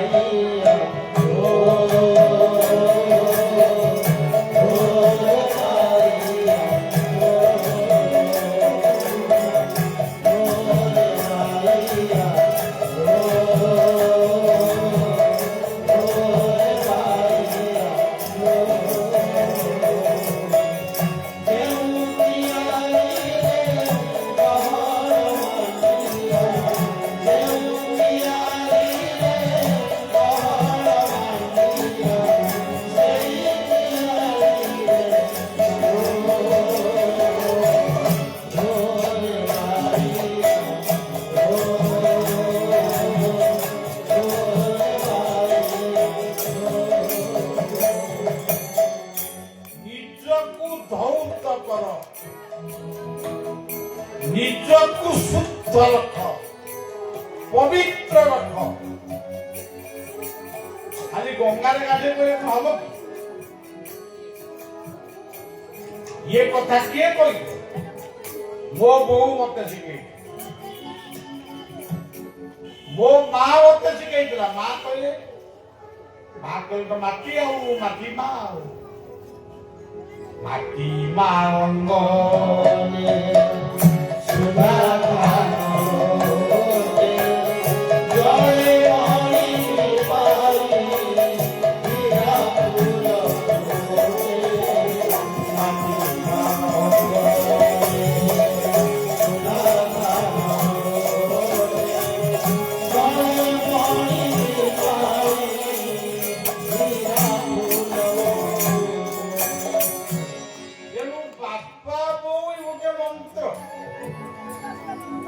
ଆପଣ କହିଲେ ନାଇଁ ଏଇଟା ମନ୍ଦିର ମନକୁ ଯାଉନି ଆଉ କୋଉ ମନ୍ଦିରଟା ମନକୁ ଯାଉ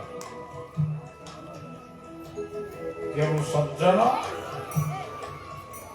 ଜୀବନକୁ ବୁଝିବା ହଉଛି ଯୋଗ ଜୀବନକୁ ବୁଝିବା ହଉଛି ଧର୍ମ ଆମେ ମନ୍ଦିର ଗଢିବା କିନ୍ତୁ ଜୀବନକୁ ନଷ୍ଟ କରିବା ଜୀବନକୁ ରୋଗକୁ ଆମନ୍ତ୍ରଣ କରିବା ଲାଭ କିଛି ସେଥିପାଇଁ ଭାଗବତରେ କହିଲେ ସେଇ ଗରେ ଗୁରୁ ଗୋବିନ୍ଦେ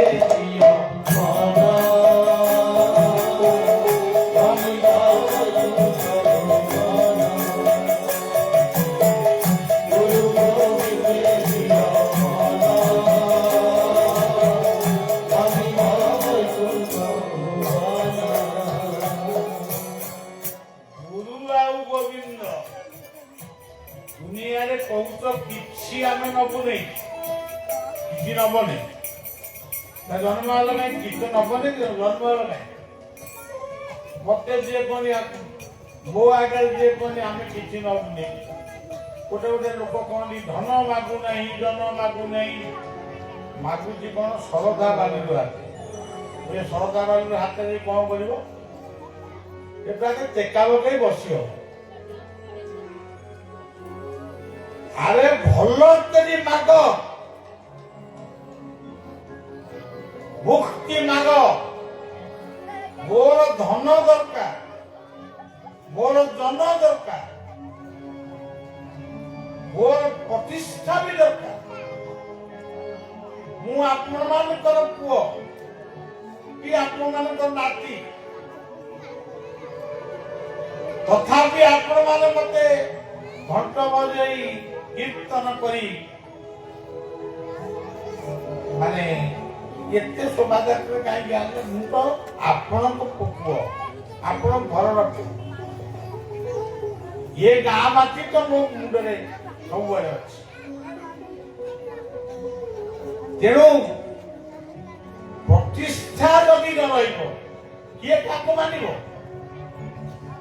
ସୌରୀ ବାବୁଙ୍କୁ ଆଜି ମୁଁ ଯୁଆଡେ ଯାଏ ଓଡ଼ିଶାରେ ତାଙ୍କ କଥା ବି ସମସ୍ତେ ମତେ ବି ମଧ୍ୟସ୍ଥି କରନ୍ତି ଆପଣ ଟିକେ ସୌରୀ ବାବୁଙ୍କୁ କହନ୍ତୁ ଆମ କେସ୍ଟା ସିଏ ବୋଲି ସେ କଥା ମୁଁ କହିଲି କେଉଁ ସଜ୍ଜନ ପ୍ରତିଷ୍ଠା ଦରକାର ଗୌରବ ଦରକାର କିନ୍ତୁ ଗର୍ବ ନୁହେଁ ମୋର ଧନ ଦରକାର ଶାନ୍ତିରେ ବଞ୍ଚିବା ପାଇଁ ମୋର ଅର୍ଥ ଦରକାର ମୁଁ ଝିଅ ବାହାଘର କରିବି 10 ଲକ୍ଷ କି 20 ଲକ୍ଷ ଖର୍ଚ୍ଚ ହବ ମୁଁ ତା ପୂର୍ବ ଦିନ ଯାଇ ଜଗନ୍ନାଥଙ୍କ ପାଖରେ କହିବି ମୁଁ ଧନ ମାଗୁନି ଧନ ମାଗୁନି ଏ ଧନ ମାଗୁନା କାଲି ବାହାଘର କେମିତି ହବ ମାଗ সেই ধনকু মাগ না দুঃখে সঞ্চিত যেতে ধন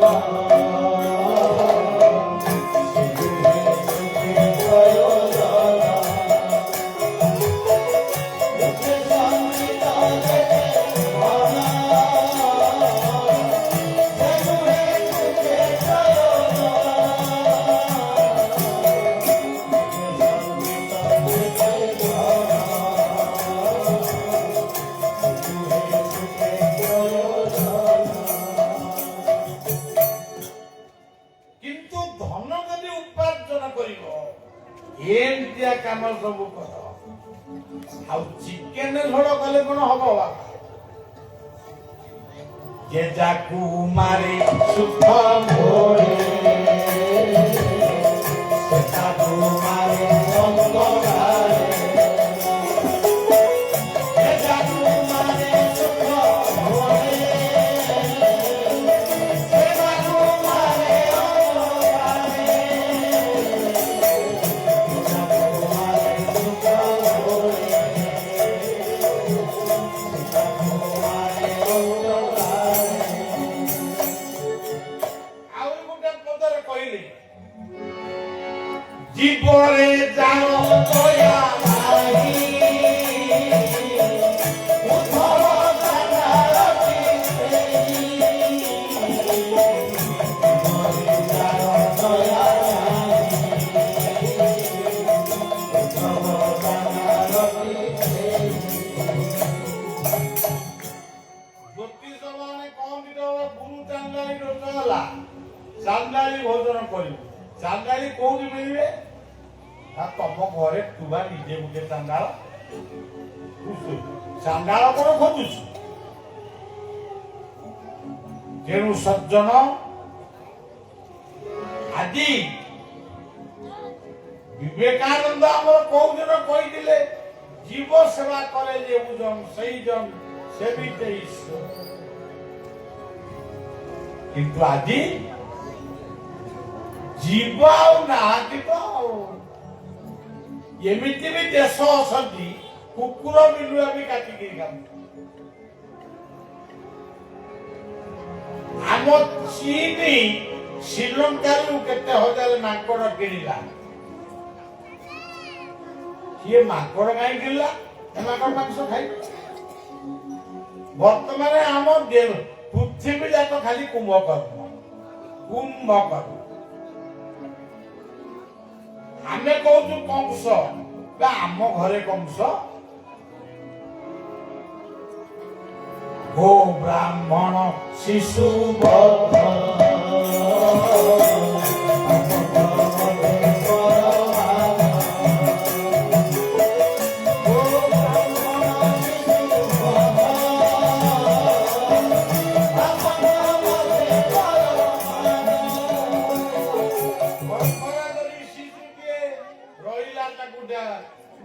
କୌଣସି ପ୍ରକାର ଯନ୍ତ୍ର ଫନ୍ତ୍ର ଜାଣିଲେ ଝିଅଟା ତାକୁ ମାରିଦେଲେ ଗର୍ଭରୁ ମଲା। ଯଦି ଜନ୍ମ ହେଇ ପଡିଲା ତାକୁ କିଏ ରାସ୍ତାରେ ଫୋପାଡ଼ି ନେଇଗଲାନି। ମାନେ ଆପଣ ଶୁଣିବାକୁ ପାଉଥିବେ। ତେଣୁ ଆଜି କଂସ ଘରେ ଘରେ ଗାଁ ଗାଁରେ, ଆଉ ରାବଣ ବହୁତ ଭଲ। ସୀତାଙ୍କୁ ନେଇଥିଲା, ତାକୁ ବଳାତ୍କାର କରିଛି, ତାକୁ ଅଶୋକ କାନନରେ ରଖି। ମା ଭଉଣୀର ଇଜ୍ଜତ ମହତ୍ଵ କଣ ସେ ଜାଣିଛି।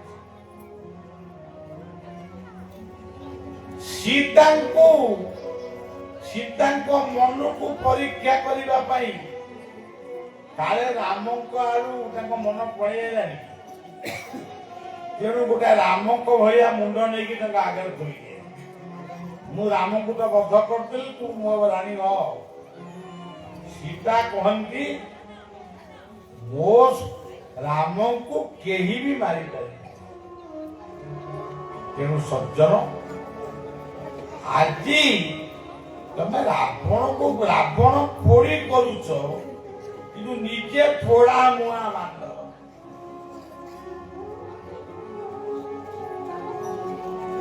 ଆପଣ ମାନେ ଟିଭି ପରଦାରେ ପ୍ରତ୍ୟେକ ଦିନ ଦେଖୁଥିବେ ନାରୀ ନିର୍ଯାତନା, ପୁରୁଷ ନିର୍ଯାତନା।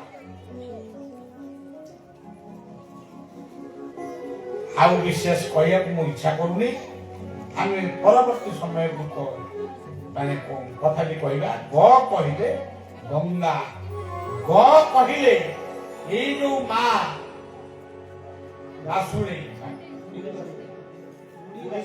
ବୁଢୀ ବାସୁଡେଇ, ଏଇ ହଉଛନ୍ତି ଗ। ଗ ଗ କହିଲେ ସୁଭଦ୍ରା, ଜ କହିଲେ ବଳଦେବ। ଏ ନାଁଟି କଣ? ନାଁ କଣ?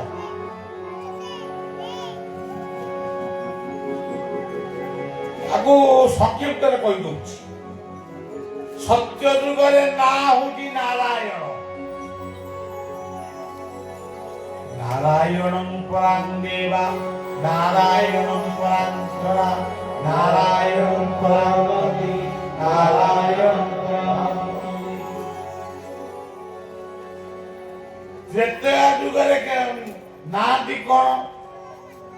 ରାମ ନାରାୟଣ ନମୃତ ମୁକୁନ୍ଦ ମଧୁସୂଦନ, କୃଷ୍ଣ କେଶବ ସଂସାରେ ହରେ ବୈକୁଣ୍ଠ।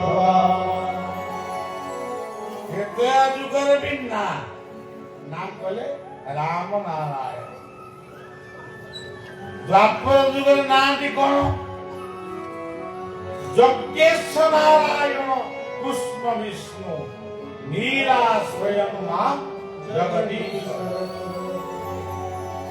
द्वापर जुगरे भी नारायण। तेरे कली जुगरे गोटे कौन ना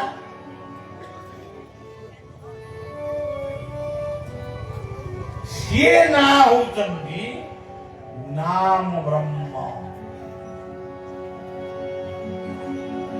मो नाम श्रवण कीर्तने सदा उपजे जार मने, सदा नखाई अंतर्गते केवल लौकिकर। तापर कहले जे पढ़िब मोर नाम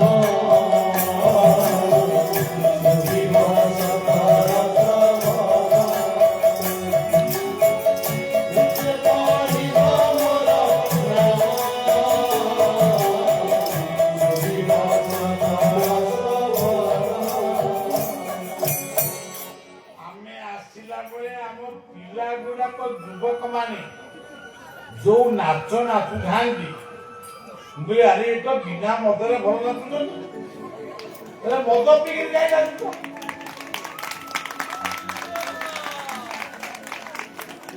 तेणु भागवत से आगुर कही लज्जा संकोच दूर करी नाचिब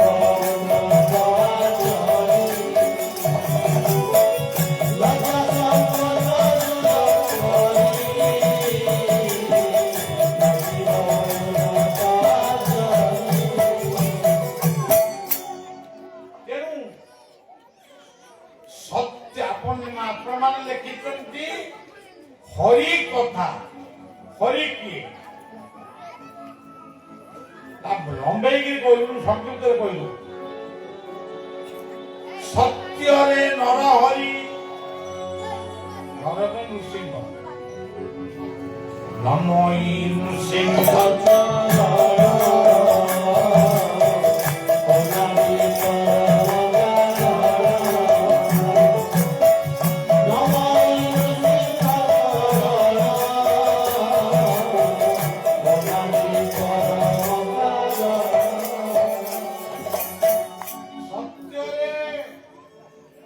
नर हरि जेतयारे हरि कहले मर्कटा कृति किंतु से मर्कट नुहंती से मांकड़ नुहंती से केशरी नंदन अंजनांत सुत से जोगी पवन नंदन से के हरि कहले हनुमान।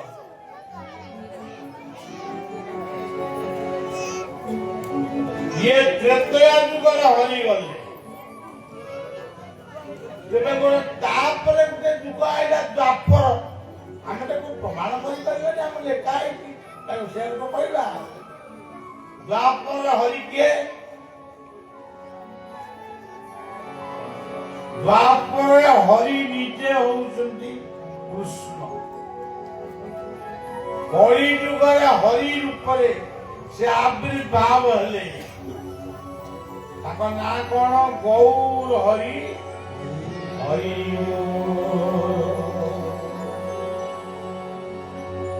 গোবিন্দ গোবিন্দ গোবিন্দ মধুকর শ্রীমকরন্দ হে মকরন্দ নমঃ হরি হরি হরি আনন্দে বল হরি হরি হরি হরি অবতারি হরি নামে বাঁধবেরা হরি হরি চকাজোড়া সে চকাজোড়া কপরে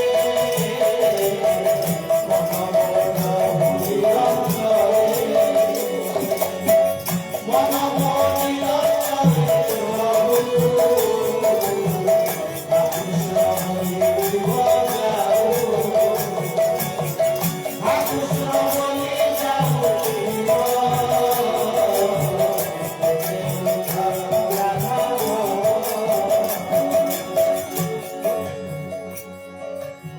কেমনি ଆଉ ଗୋଟେ ସେଇ ଭାଗବତ ମାନେ ଆଲୋଚନା ନ ଖାଲି ଶୁଣିଲା ନମଣି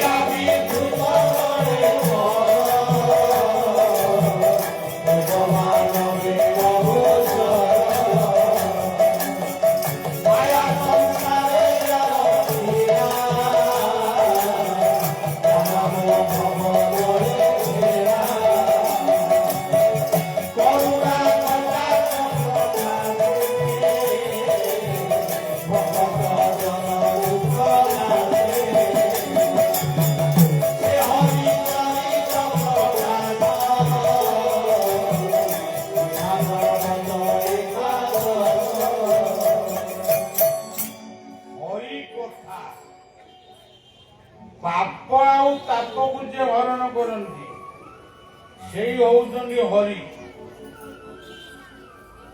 ଆଉ ହରି ନାମ ଯୋଉଠି ହଏ ଭଗବାନ ସବୁ ମନ୍ଦିରକୁ ଛାଡ଼ି ଦେଇ ସେଇଠି ଆସିକିରି ମାନେ ନାଚନ୍ତି କି ଶୁଣନ୍ତି ଯାହା କରୁଛନ୍ତି ମଦ ଭକ୍ତା ଦତ୍ର ଗାୟନ୍ତି ଦତ୍ର ନିଷ୍ଠା ବିନା। ବର୍ତ୍ତମାନ ଜଗନ୍ନାଥ ବଡ଼ ଦେଉଳରେ ଅଛନ୍ତି, ଆମ ଗାଁ ଦେଉଳରେ ଅଛନ୍ତି, ତା ସହିତ ଏଇ ସତସଙ୍ଗରେ ସେ ଅଛନ୍ତି, ଏଇଠି ଅଛି। ଯଦି ଯାଆନ୍ତି ସେ କାହିଁ କହିଲେ ମୁଁ ଯୋଉଠି ହରିନାମ ସେଇଠି ଥାଏ, କାହିଁ କହିଲେ ତାଙ୍କ ନାଁରେ ମକଦ୍ଦମା ନାହିଁ ବୋଲି କଣ ଯାହା ମାନେ ତା କହିଲେ? ସେ ଅବତାର ରୂପରେ ଗ୍ରହଣ କରି କହିଛନ୍ତି ମୋର ଭକ୍ତ ମୋର ମିତ୍ର ସେବରେ ଜଗତ ପବିତ୍ର। ମୋର ଭକ୍ତ ମୋର ମିତ୍ର ସେବରେ ଜଗତ ପବିତ୍ର। ତେଣୁ ଜରେ ବଳଦେବ ଘରେ ସୁଭଦ୍ରା ନାରେ ନିଜେ ଜଗନ୍ନାଥ। ଆଉ ଥଟି କଣ? ଧୈର୍ଯ୍ୟ ଥକା ମନ ଚାଲ ଯିବା ଥକା ନୟନ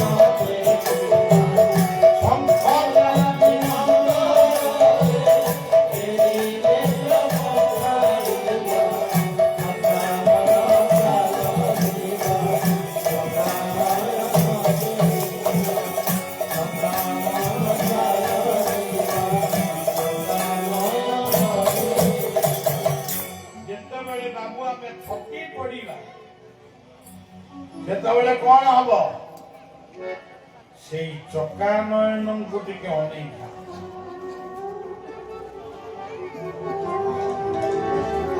ବୟସ ମନେ କରାଯାଉ 90 ବର୍ଷ ଡାଇରିଆ ଝାଡା ଫାଡା ହେଇଗଲା, ପୁରା ଦୁର୍ବଳ ହେଇଗଲା ଶରୀରଟା, ପୁରା ଖଟ ଉପରେ କି ମେଡିକାଲ ବେଡରେ ଶୋଇଛି। ସମସ୍ତେ ଯାଉଛନ୍ତି ଦେଖିବା ପାଇଁ।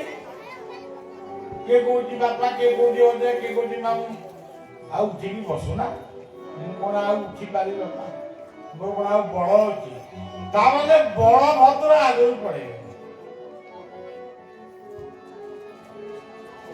ତାପରେ ମଣିଷ ଚିହ୍ନୁଥିଲେ ଇଏ କିଏ ଆଇଛି, ସିଏ ମୋ ଭଣଜା ଆଇଛି, ସେ ଅମୁକ ଆଇଛି, ଏମିତି ହଉ ହଉ ତାପରେ ଆଉ ମଣିଷ ଚିହ୍ନି ପାରିଲେ ନାହିଁ, ଖାଲି ହୁଁ ଆଇଲେ। ତାମାନେ କିଏ ଗଲା? ବଳଭଦ୍ରଙ୍କ ରଥ ପରେ ସୁଭଦ୍ରାଙ୍କ ରଥ ପଳେଇଲା। ତା ମୁଣ୍ଡରେ ଯୋଉ ବୁଦ୍ଧି ବିବେକ ସବୁ ଆରସ୍ତ ହେଇଗଲା। ସମସ୍ତେ ଜାଣିଛନ୍ତି, ଜାଣିକିରି ବି ଭୁଲ କରୁଛନ୍ତି। ତାପରେ ପଛରେ ଆସେ କାଳିଆ ଗହଳ, ସେ ଖାଇଲେ ଆତ୍ମା ମୁସିଲ ଟୁକେଇ ଧାନ ଭରଣ ଖାଉ ଖାଉ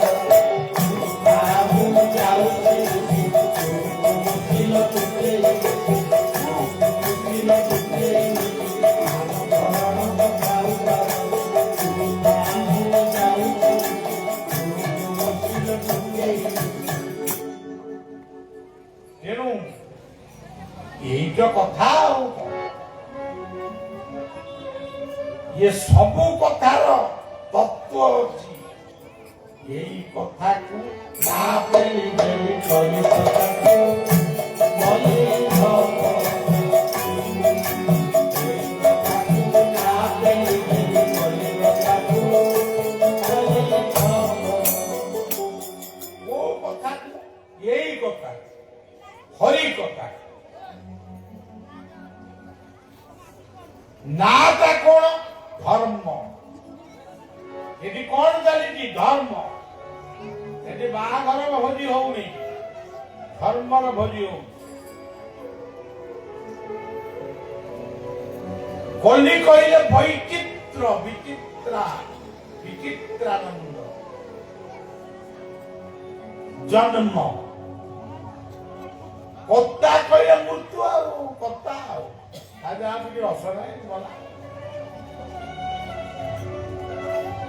यही कथा को जी शुणव मल्ली ढप मल्ली कहले मृत्यु मृत्युर मान अमृतमय से अमृत तत्व को प्राप्त यही भाई भाव आम शुणी कुआ कुई गप ताकू जदि केतबे शुणिबे आपन सत्य ये कथा भीतर एते तत्व तेणु सज्जन जले बलभद्र गले सुभद्रा ना हेले कालिया ब्रह्म हेले सुदर्शन सुदर्शन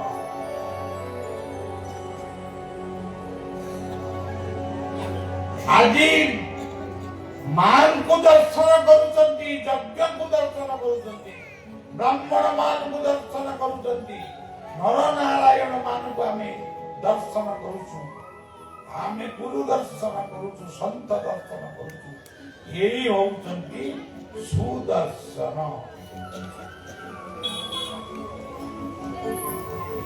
तेणु ये जगन्नाथ ये चारोटी अक्षर भितरे बलभद्र सुभद्रा जगन्नाथ सुदर्शन समस्त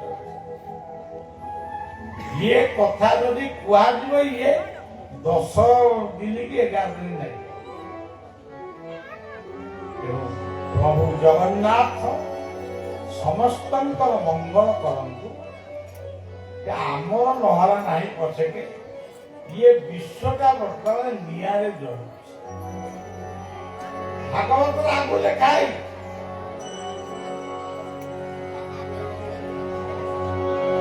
अनंत मुखु अग्निजात दही पाताल समेत दहन अंते एकमान मिलती गगन मंडल संवत्सराम सेव 100 वर्ष ଅଦ୍ଭୁତ କଥା। ସୌରୀ ବାବୁ କହୁଥିଲେ ମୋ ପିଲାଦିନର କଥା ଟିକେ ମତେ ବି ମନେ ପଡୁଥିଲା। ବାବା ପାଠ ପଢିବାକୁ ଆସନ୍ତି ଗୋଟେ ଅନ୍ୟ ମାନସିକତା। ପରୀକ୍ଷା ବେଳେ ମୁଁ ଗୀତା ମୁଖସ୍ଥ କରେ। ଇଏ ଭାଗବତ ପଦ ମୁଁ କଣ ଆଜି ଶିଖିଛି? ମତେ କୋଉ ସମୟ ଶିଖିଆ ମୋ କଣ୍ଠରୁ ଜାଣିପାରୁନା। ଯୋଉ 4-5 ମୁଁ ଯିବି ପ୍ରୋଗ୍ରାମ କରିବା ପାଇଁ କୁଆଡେ ବୋଲେ କୁଆଡେ ଯୋଉ 5-7 ଦିନ ଟିକେ ଆଶ୍ରମକୁ ଆଉଛି ସତେ ଯେମିତି ମୁଁ ଗୋଟେ ମନ୍ତ୍ରୀ ହେବି କି MLA ହେବି କି MP ହେବି। ଲୋକ ଯେ ଆଉ କହିବା କଥା ମୁଁ ଗପି ଗପି ଗପି ଗପି ଶେଷରେ କବାଟ ବନ୍ଦ କରିକି ମତେ ଅଧଘଣ୍ଟେ ବିଶ୍ରାମ। ଆଜି ବି ସେଇ ଗପ। ଏତେ ଲୋକଙ୍କର ସମସ୍ୟା ଆଜି ବଢି ଯାଇଛି କହିବ। ଆଜି ଧନର ଅଭାବ ନାହିଁ କିନ୍ତୁ ମଣିଷ ଆଜି ଶାନ୍ତି ଖୋଜୁଛି। ମୁଁ ବି ଖୋଜୁଛି। ସେ ଶାନ୍ତି କୋଉଠି ଅଛି ସେଇଠିକି ପଳେଇବା। ତେଣୁ ଏଇ କେତେ ସମୟ ଆପଣ ଏଠି ଗତ କଲେ କିଛି ଆପଣଙ୍କୁ କେହି କିଛି ଭତ୍ତା କିଛି ଏଠି ମିଳିବ କିନ୍ତୁ ମିଳିବ ଜନ୍ମଜନ୍ମାନ୍ତର ପାଇଁ ଶାନ୍ତିର ଭତ୍ତା, ମୁକ୍ତିର ଭତ୍ତା। ତେଣୁ ଆପଣମାନେ ଉପଲବ୍ଧି କରିବେ ଆମେ ଘରକୁ এই প্রসাদ থেকে পাই ঘরକୁ ফেরিগলা ପରେ ଇଏ କଥା ଆଉ ମୁଣ୍ଡରେ କାହାର ଥିବ କାହାର ନଥିବ କାଲିକି ଥିବ କି ନାହିଁ ମୁଁ କହିପାରିବି। କିନ୍ତୁ ଏଇ କଥାଟିଏ କହୁଁ କଥାଟିଏ ମିଛ କଥା ନୁହେଁ ସତଟିଏ। ଏଇ ହଉଛି ସତ୍ୟର କଥା। এই হଉଛି ସନାତନ ଧର୍ମର କଥା। ତେଣୁ ଜୀବନରେ ଆମେ ଜୟପୁର ଗାଁରେ ବସିଲୁ। ଆଜି ଆମର ସବୁବେଳେ ଜୟପୁରଟି ଦରକାର। ଜୟ ଆଉ ବିଜୟ ଇଏ ଦିଟା ପ୍ରତ୍ୟେକ ମଣିଷର କାମ। ତେଣୁ ସଜ୍ଜନ ଯୋଉ କଥାଟା ଆପଣ କହିଲେ ସବୁ ତ ତତ୍ତ୍ୱ ତାକୁ ଆଉ କଣ କେତେ ଗପି ତେବେ ପୂର୍ଣ୍ଣାହୁତି ହବ। ଆପଣ ମାନେ ପୂର୍ଣ୍ଣାହୁତି ଦର୍ଶନ କରିବେ, ପ୍ରସାଦ ପାଇବେ। ସବୁଠି ଟଙ୍କା ଦେଲେ ପଇସା ପାଇବ, ପଇସା ଦେଲେ ମିଳିବ କଣ ପ୍ରସାଦ। ସବୁଠି ବିକ୍ରି ହଉଛି କିନ୍ତୁ ଗୋଟାଏ ଜାଗାରେ ବିକ୍ରି ହୁଏ ନା ସତ୍ସଙ୍ଗର ପ୍ରସାଦ। ସବୁରି ପ୍ରସାଦ ତାଙ୍କରି ପ୍ରସାଦ ତାଙ୍କ ଭରସାରେ ତୁଟେ ମାୟା। ତେଣୁ ପ୍ରସାଦ ସବୁଠି ମିଳେ। ତେଣୁ ସଜ୍ଜନ ଆଜି ବି ମୁଁ ପ୍ରକାଶ ମୁଁ କହିବି ସୁଧୀର ବାବୁଙ୍କୁ ଟିକେ ଜଣା, ସୌରୀ ବାବୁଙ୍କୁ ଟିକେ ଜଣା। ମୁଁ କଥା କହିପାରୁନି ଯାଇକି ଜୟପୁରରେ କଣ କହିବି। ମୋରି ଲୋକ ଗୁଡ଼ିକ ବସିଥିବେ, ମୁଁ ତାଙ୍କ ମୁହଁ କଣ ନେଇ କହିବି ସେ କଣ ଭାବିବେ ଗବାଟାକୁ କାହିଁ ଡାକିଲେ। ତେଣୁ ମୁଁ ଗବାଟି ଏମିତି ଭାବୁ ଭାବୁ ଟିକେ ଶୋଇଲି। ସେଇ ମାକୁ ଚିନ୍ତା କଲି ଯେଉଁ ମାର ଉତ୍ସବ ପାଇଁ ଆମେ ଆଜି ଏଠି ଏକତ୍ରିତ ହେଇଛୁ। ମା ଯଦି ଟିକେ ଦୟା କରିବୁ ମୁଁ ଲଜ୍ଜାରୁ ପାରିବି। ମୋ ଗାଁ ମୋ ଅଞ୍ଚଳ ଲୋକ ମୋ ପରିବାର ଲୋକ ସମସ୍ତେ ତ କହୁଛନ୍ତି ବଡ ବଡ ପଣ୍ଡିତ ମାନଙ୍କୁ, ଯୋଉମାନେ କହୁଛନ୍ତି କିଏ 30,000 किए 40,000 किए 20,000 किए 25,000 कौन केते नौ आमको बाट खर्च भी कई दियो दबा कई दियंती मना कहीं करी कि एते साधारण कारण मु बेसी पैसा नहीं मत कहीं देखिए कि डकरा बहुत मागना लोक ये जयपुर मात्र मोर टंका दरकार नहीं ये अंचल आशीर्वाद मोर दरकार वो अंचल सुनार अंचल वो झील माने सुना पुओ सुना झील ये मार पाखे जगन्नाथ पाखे आंतरिकतार सहित प्रार्थना करी बढ़िया विश्राम नौची मत आज राति टे घटघट पुणी मठर नहीं आईना को देखिए बहुत लोग अच्छा टे घटघट हेबी पुणी काली ठार पुणी एमती मो जीवनटा हूँ मुझे खुशी किंतु टिके बयस बढ़ुची क्लांति लगे बहुत क्लांति मु भावुची कोठी टिके क्लांति मते न नागियो मते से दिकी नहीं गलो तेणु सब से ठाकुर ये लीलामय सबू तो लीला समस्ते आमे वर्तमान कीर्तन जोरसोर करदबा जय राधा हरि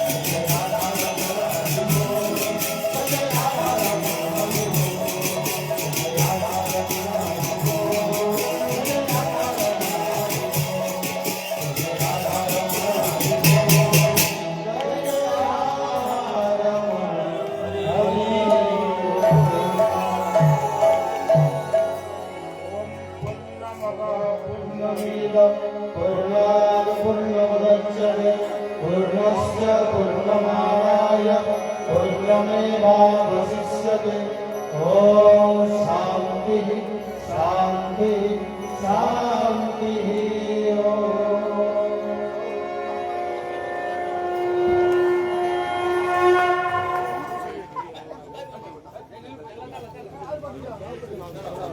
আগে